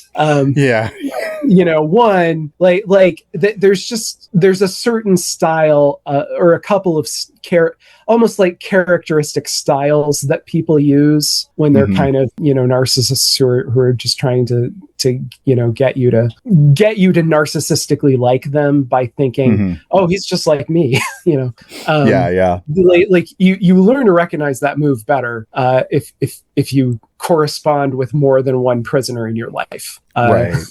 That's really kind of all it takes. Is doing this more than once. you learn. You really do learn the difference between, like, because most of the people you'll meet actually are humble and wonderful, and some of them are innocent, by the way. I mean, I've definitely met people who I think are substantively innocent, and others who are being overpunished, and some who did genuinely horrible things and are now, decades later, excellent people. Like, that's most of who you'll meet if you do this kind of work. And occasionally you'll meet an Edgar Smith. Like, they will come along, because Buckley, partly because Buckley isn't open to the idea that most people in prison are finally just human. He's fooled and seduced by these things in Edgar Smith that I think a person who's a little more engaged with people in prison would paradoxically not be as impressed by. So that's the one thing that I think about that. And then the other thing is just that it's hilarious how completely he and Norman Mailer are just mirroring each other at this point. Yeah. I mean, all Buckley had to do is try to stab Pat and they would be the same guy. Right. Like they've both made fake runs for political office. They both have written a whole lot of prose that like looks better than it is. They both reached the height of what you can do as a bullshitter in America, which is pretty high. Pretty damn high. Yeah, we're about to get to the Nixon shit. I mean, and they've both latched onto a murderer who's not a very good writer, who they think is a really good writer, and campaign to get the guy free, and then he kills somebody, and that's when they decide that prison reform overrated and you have to be tough on crime.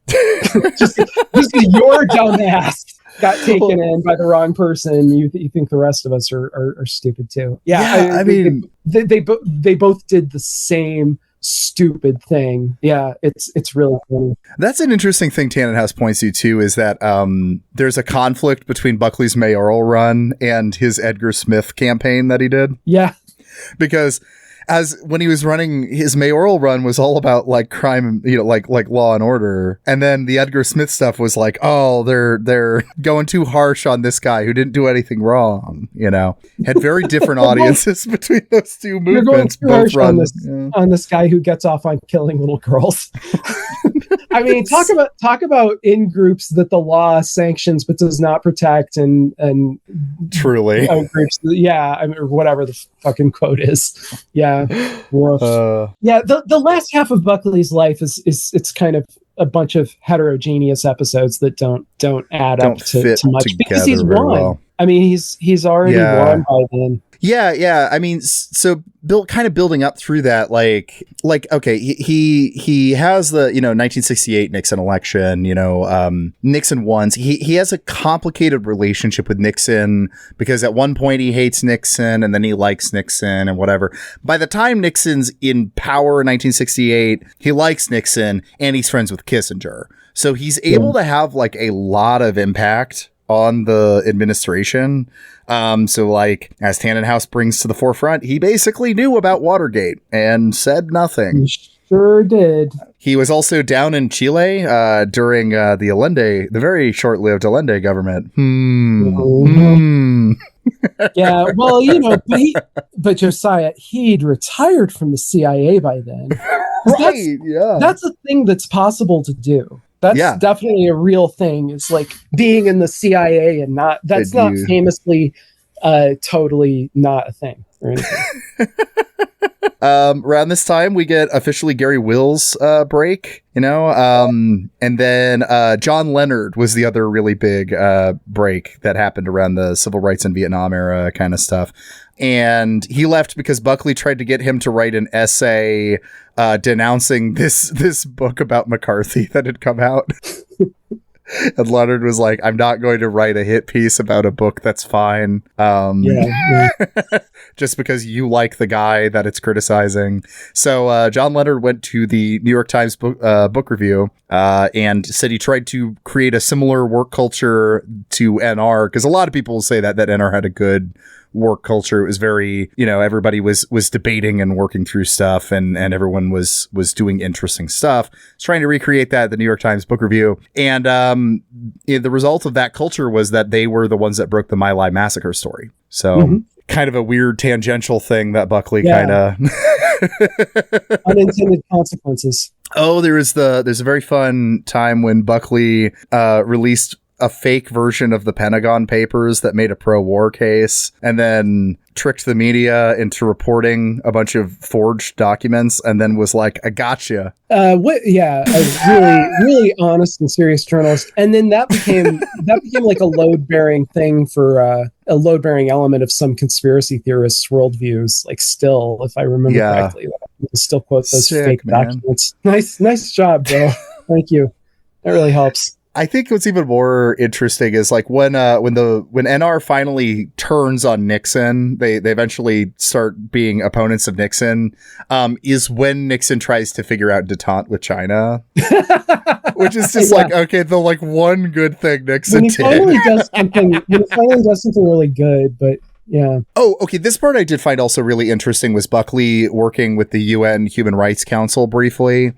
And that was weird, huh? Yeah, I think I found that really interesting because I didn't realize how much of a role Buckley played in kicking off neoconservatism as well. Yeah. Because I kind of thought it was like, okay, it's the children of the Buckley movement that eventually go that direction. But no, he wrote a book about his time at the UN, the United Nations Journal, which ended up being a massive influence on neoconservatism. And also, he comes back from the UN talking a lot more as like a democratic internationalist. You know what I mean? Yeah. And of course, what's happened with neoconservatism is that to the extent it's still like even a coherent thing, it's like now it's Bill Kristol sounding more lived out than half of my coworkers writing for the Bulwark.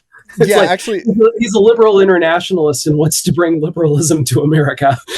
yeah. Bill Kristol is so weird in that way. Like, the neocons are always so fascinating to me for this reason, because it'll be like, they'll have moments of like really astute understanding of what's going on. Like, you know, Bill Kristol talking about the ways that Trump is slowly eroding any sort of democratic order in the US. And then the instant someone mentions bombing Iran, they're like, okay, well, let's do that. Yeah.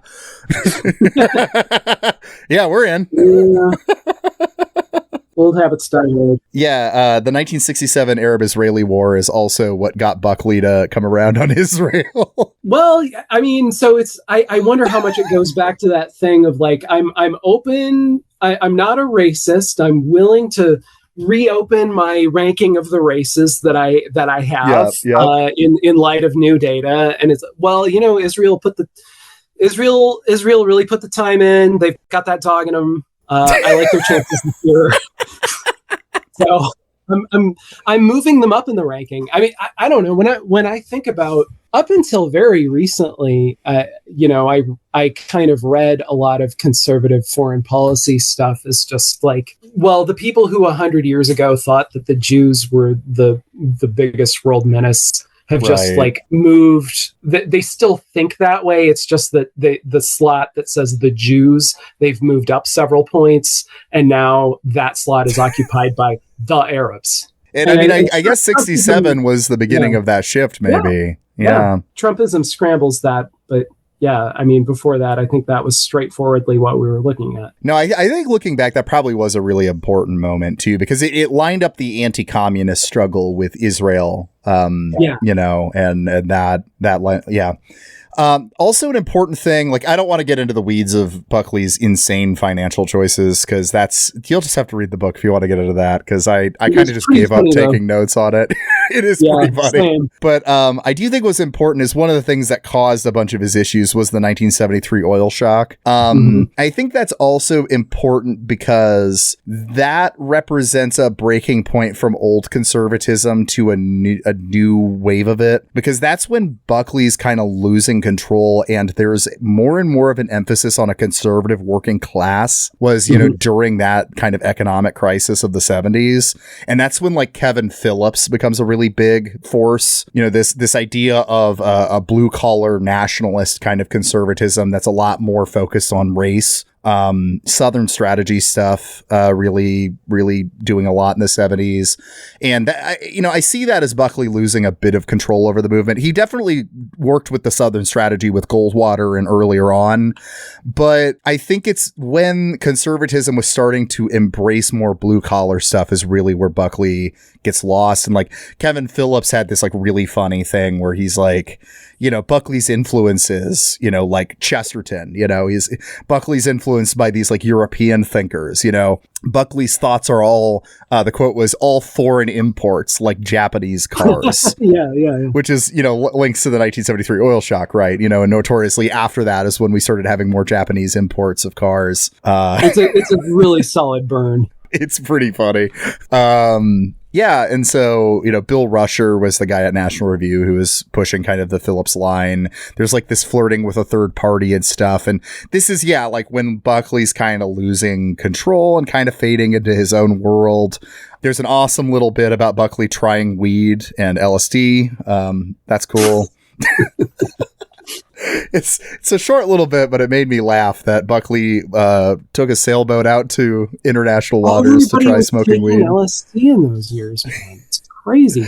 Did you remember the movie they saw when he took LSD? The movie they went to see on LSD? I want to say it's Yellow Submarine, but I think that's somebody else. No, it was I Am Curious Yellow. Fuck yes. Drugs and porn. Two things that William F. Buckley definitely never tried to interfere with your right to access. Very good. Very consistent. I love. I love it when people have principles. This is also when Buckley pivots to writing his spy novels. So it's kind of his, Have you ever, I never have. Have you ever read any of those? No, I've not. They sound interesting though, because like they have a clear, they were going against the grain at the time, at least according to Tanenhaus. And that's kind of interesting because, you know, by the 70s, the kind of spy novels that were being written were, I mean, the general attitude about the CIA was really negative. This is when, like, I mean, hell, isn't this when like MK Ultra shit was coming out and stuff like that? Like, everyone was really, you know, more and more stuff was getting declassified that just made people realize how terrible the CIA was. And a lot of the spy novels were reflecting this like cynical, depressed, you know, attitude about the state of geopolitics. And then here comes Buckley writing a very much good guys and bad guys. Yeah.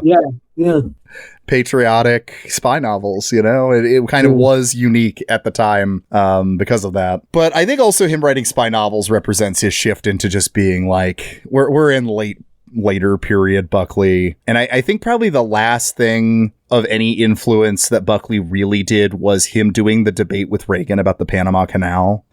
Because so he sets up a debate, I think it was on Firing Line, because he disagreed with Reagan's position on the Panama Canal, where this was like a whole thing at the time that is kind of lost now. There was a whole... Should we honor our treaty with Panama? Should we honor our treaty to Panama? Or is it, we built it, it's ours, God damn it. You know, we take the canal from Panama. Again, should we behave in a principled way, or should we be power mad children throwing a tantrum? For what it's worth, Buckley was on the right side of that, you know? We should honor the treaty. And it was interesting reading Tanenhaus's treatment of this, because I had just a few years ago reading Reaganland by Perlstein. He covers this it's a great book, and he covers this in great detail as well. And what both of them bring out is Buckley's surprise at how smoothly Reagan lied. Which is saying something for Buckley. Exactly. It's like, bro, why? It's like when I read about, like, you know, Barry Goldwater thinking that racism is bad. I'm like, you know, like, but you're Barry Goldwater. I don't get it. It's the same thing with this. It's like, but you're William F. Buckley. He's just better at doing your thing than you are. But he seems to have been genuinely, like, I mean, of course he loved Reagan and supported him, but he seems to have been genuinely a little bemused that Reagan lied so fluidly in that debate. I think that's important. On the flip side, what Buckley does here is also really smart and evil, which is that he recognizes that he wants Reagan to win. And he also recognizes at this time that Reagan, there was kind of talk of Reagan being kind of a crackpot, kind of maybe not super with it, not capable of doing a debate well. And so what Buckley is doing is using his disagreement with Reagan to help launder Reagan by showing that Reagan can participate in a thoughtful debate. So that's kind of interesting, because despite Buckley being on the right side about this issue, Buckley's also smart enough to know that this issue's kind of already settled.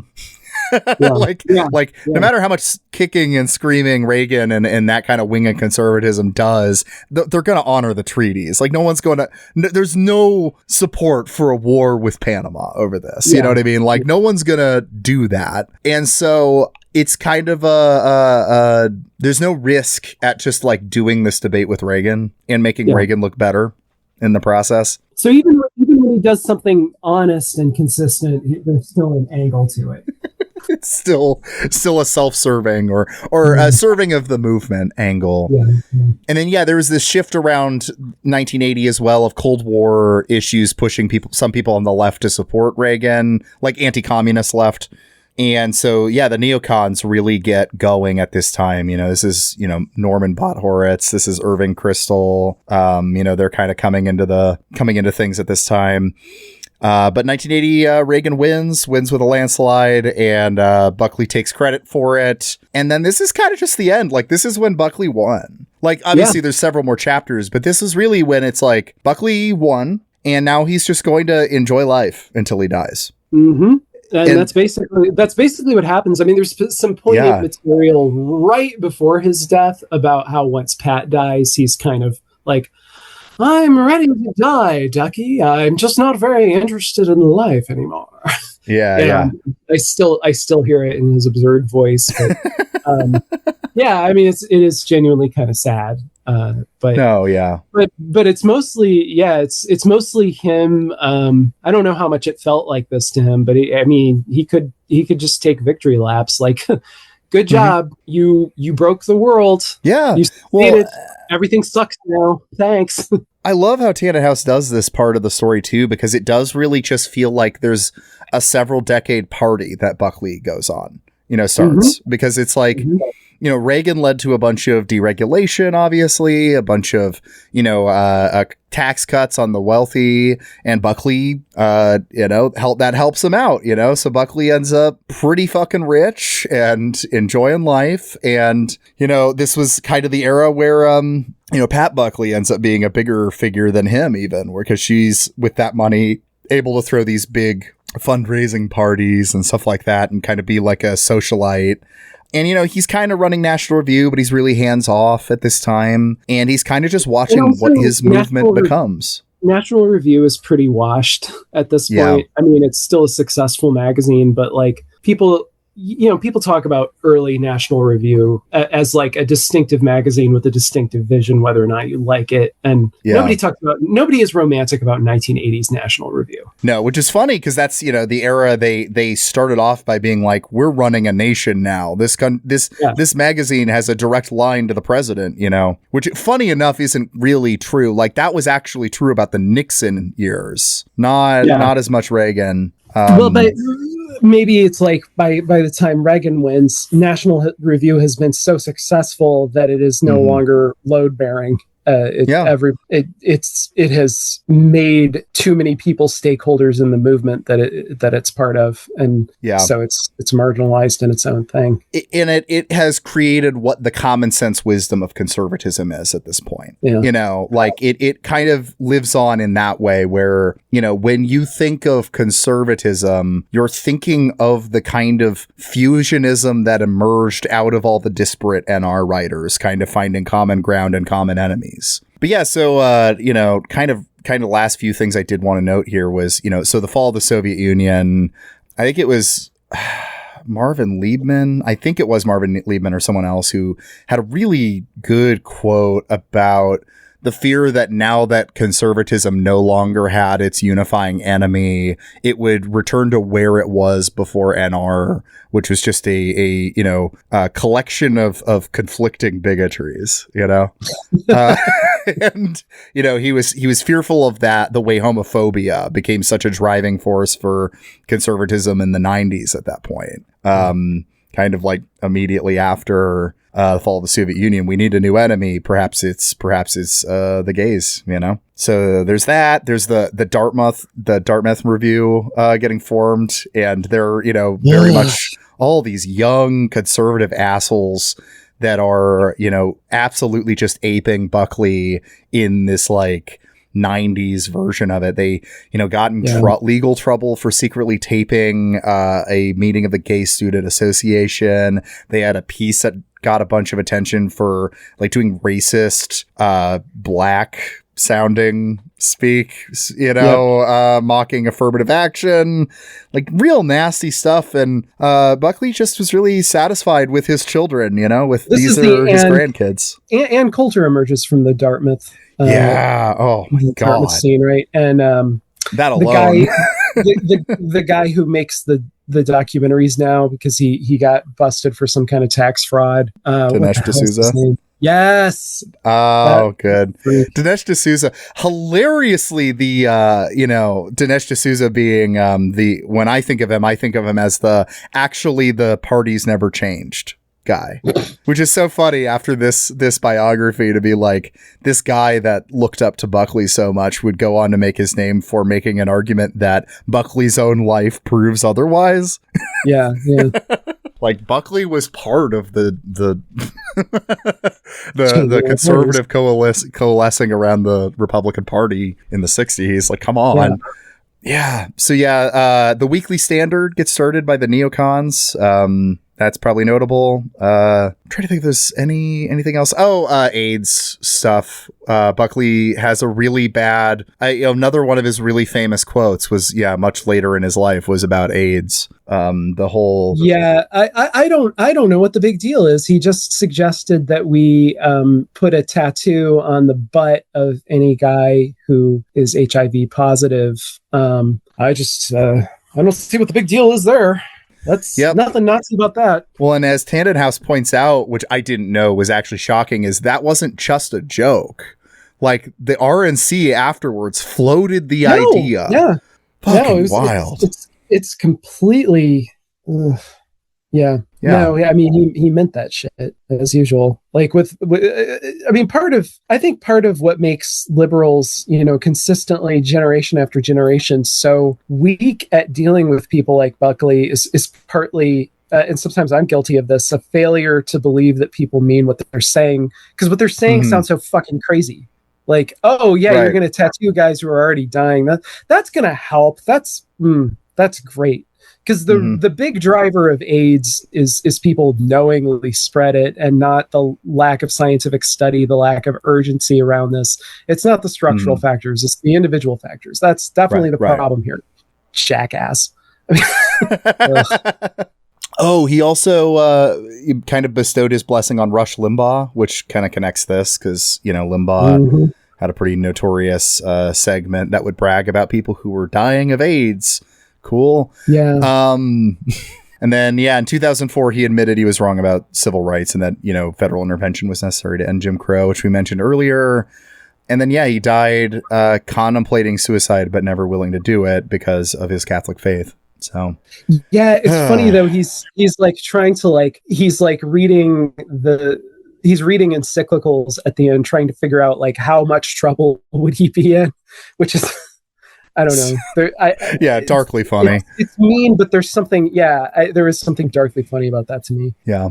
Oh man, what a book. I mean, that's all I have noted here. What a great book about a piece of shit I would like to punch with my fist. Yeah, I don't want to. It's a weird feeling that this leaves me with. I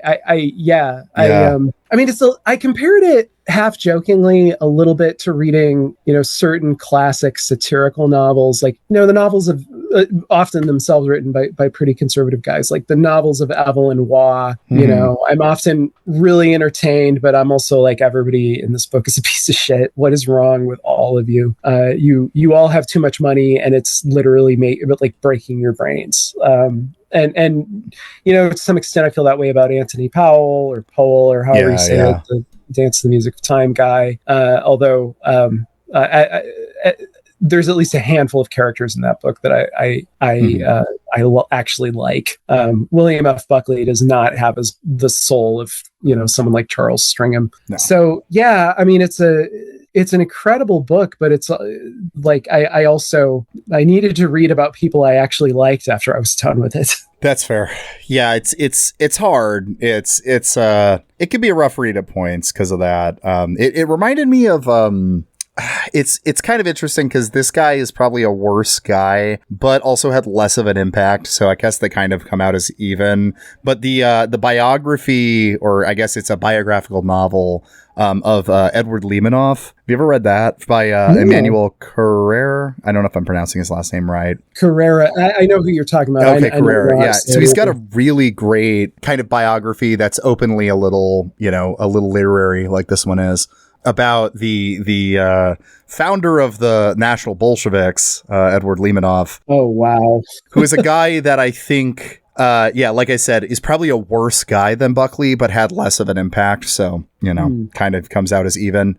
But yeah, it gave me similar feelings to that, where I'm finding this character very compelling while absolutely repulsive, Yeah, that's I think that's a good note to end on. That sounds that's a great summary of this massive book. Awesome. Well, thank you so much for joining. Is there anything you want to plug here at the end? Well, my book, Why Christians Should Be Leftists, comes out in about a month. Hell yeah. So go pre-order that, because publishers really like pre-orders for arcane reasons that I can never remember. Absolutely. And of course, Substack. Check out Phil Christman on Substack. He's great. Yeah. All right. Thanks, buddy. Thank you. Mr. Charlie Lindbergh, he flew to old Berlin. Got him a big iron cross and he flew right back again to Washington. Hey, thank you so much for listening to today's episode. If you like what you heard, make sure to leave a review on Apple Podcasts. It helps out with the algorithm. And if you really like what you heard, consider supporting this show on Patreon. And one of the benefits of supporting this show on Patreon is that you get your name read out at the end of every episode. So, without further ado, this episode is brought to you by our lovely patrons who include Avakai Brodagam, Caleb Sutton, I Drink Corn Syrup, Yum, I Am Once Again, Leo Zachary Dickinson, Philip Cozy, Vita Breva, A. Aaron, Attention Francis, Benjamin Rawls, Caleb Butler, Electron Shed, Frankie Teardrop, Gavin Aronson, Grouchiest Marxiest, Ian S., Ian Friedenberg, James Lunt, Josh Christensen, Kyle Gannis, Martha Zumak, Moss, Nathan Thiessen, please never read my name out, I'm super shy, Randy Sutton, regular size horse, parentheses, Small, Robert Eilman, Ruthus Truthus, Sasha MH, Stephanie R., Stephen aka Spike Stone, and the worst of all possible worlds, Vicky Sutton, and of course, Chris Barker. Thank you so much for listening to today's episode, and I will see you later this month on the Patreon. And they had a meeting, and all the firsters come on a walk, and they come on a run in Washington. Yonder comes Father Coughlin, wearing the silver chain, gas on his stomach and Hitler on the brain in Washington. Mr. John L. Lewis was setting straddle a fence. His daughter signed with Lindbergh, and we ain't seen her since in Washington. Hitler said to Lindy, stall them all you can. Going to bomb Pearl Harbor with the help of old Japan in Washington. Then on a December morning, the bums come from Japan. Wake Island and Pearl Harbor killed 1,500 men in Washington. Now Lindy tried to join the army, but they wouldn't let him in. Afraid it'd sell to Hitler a few more million men in Washington. So I'm gonna tell you people, if Hitler's gonna be beat, common working people has got to take the seat in Washington.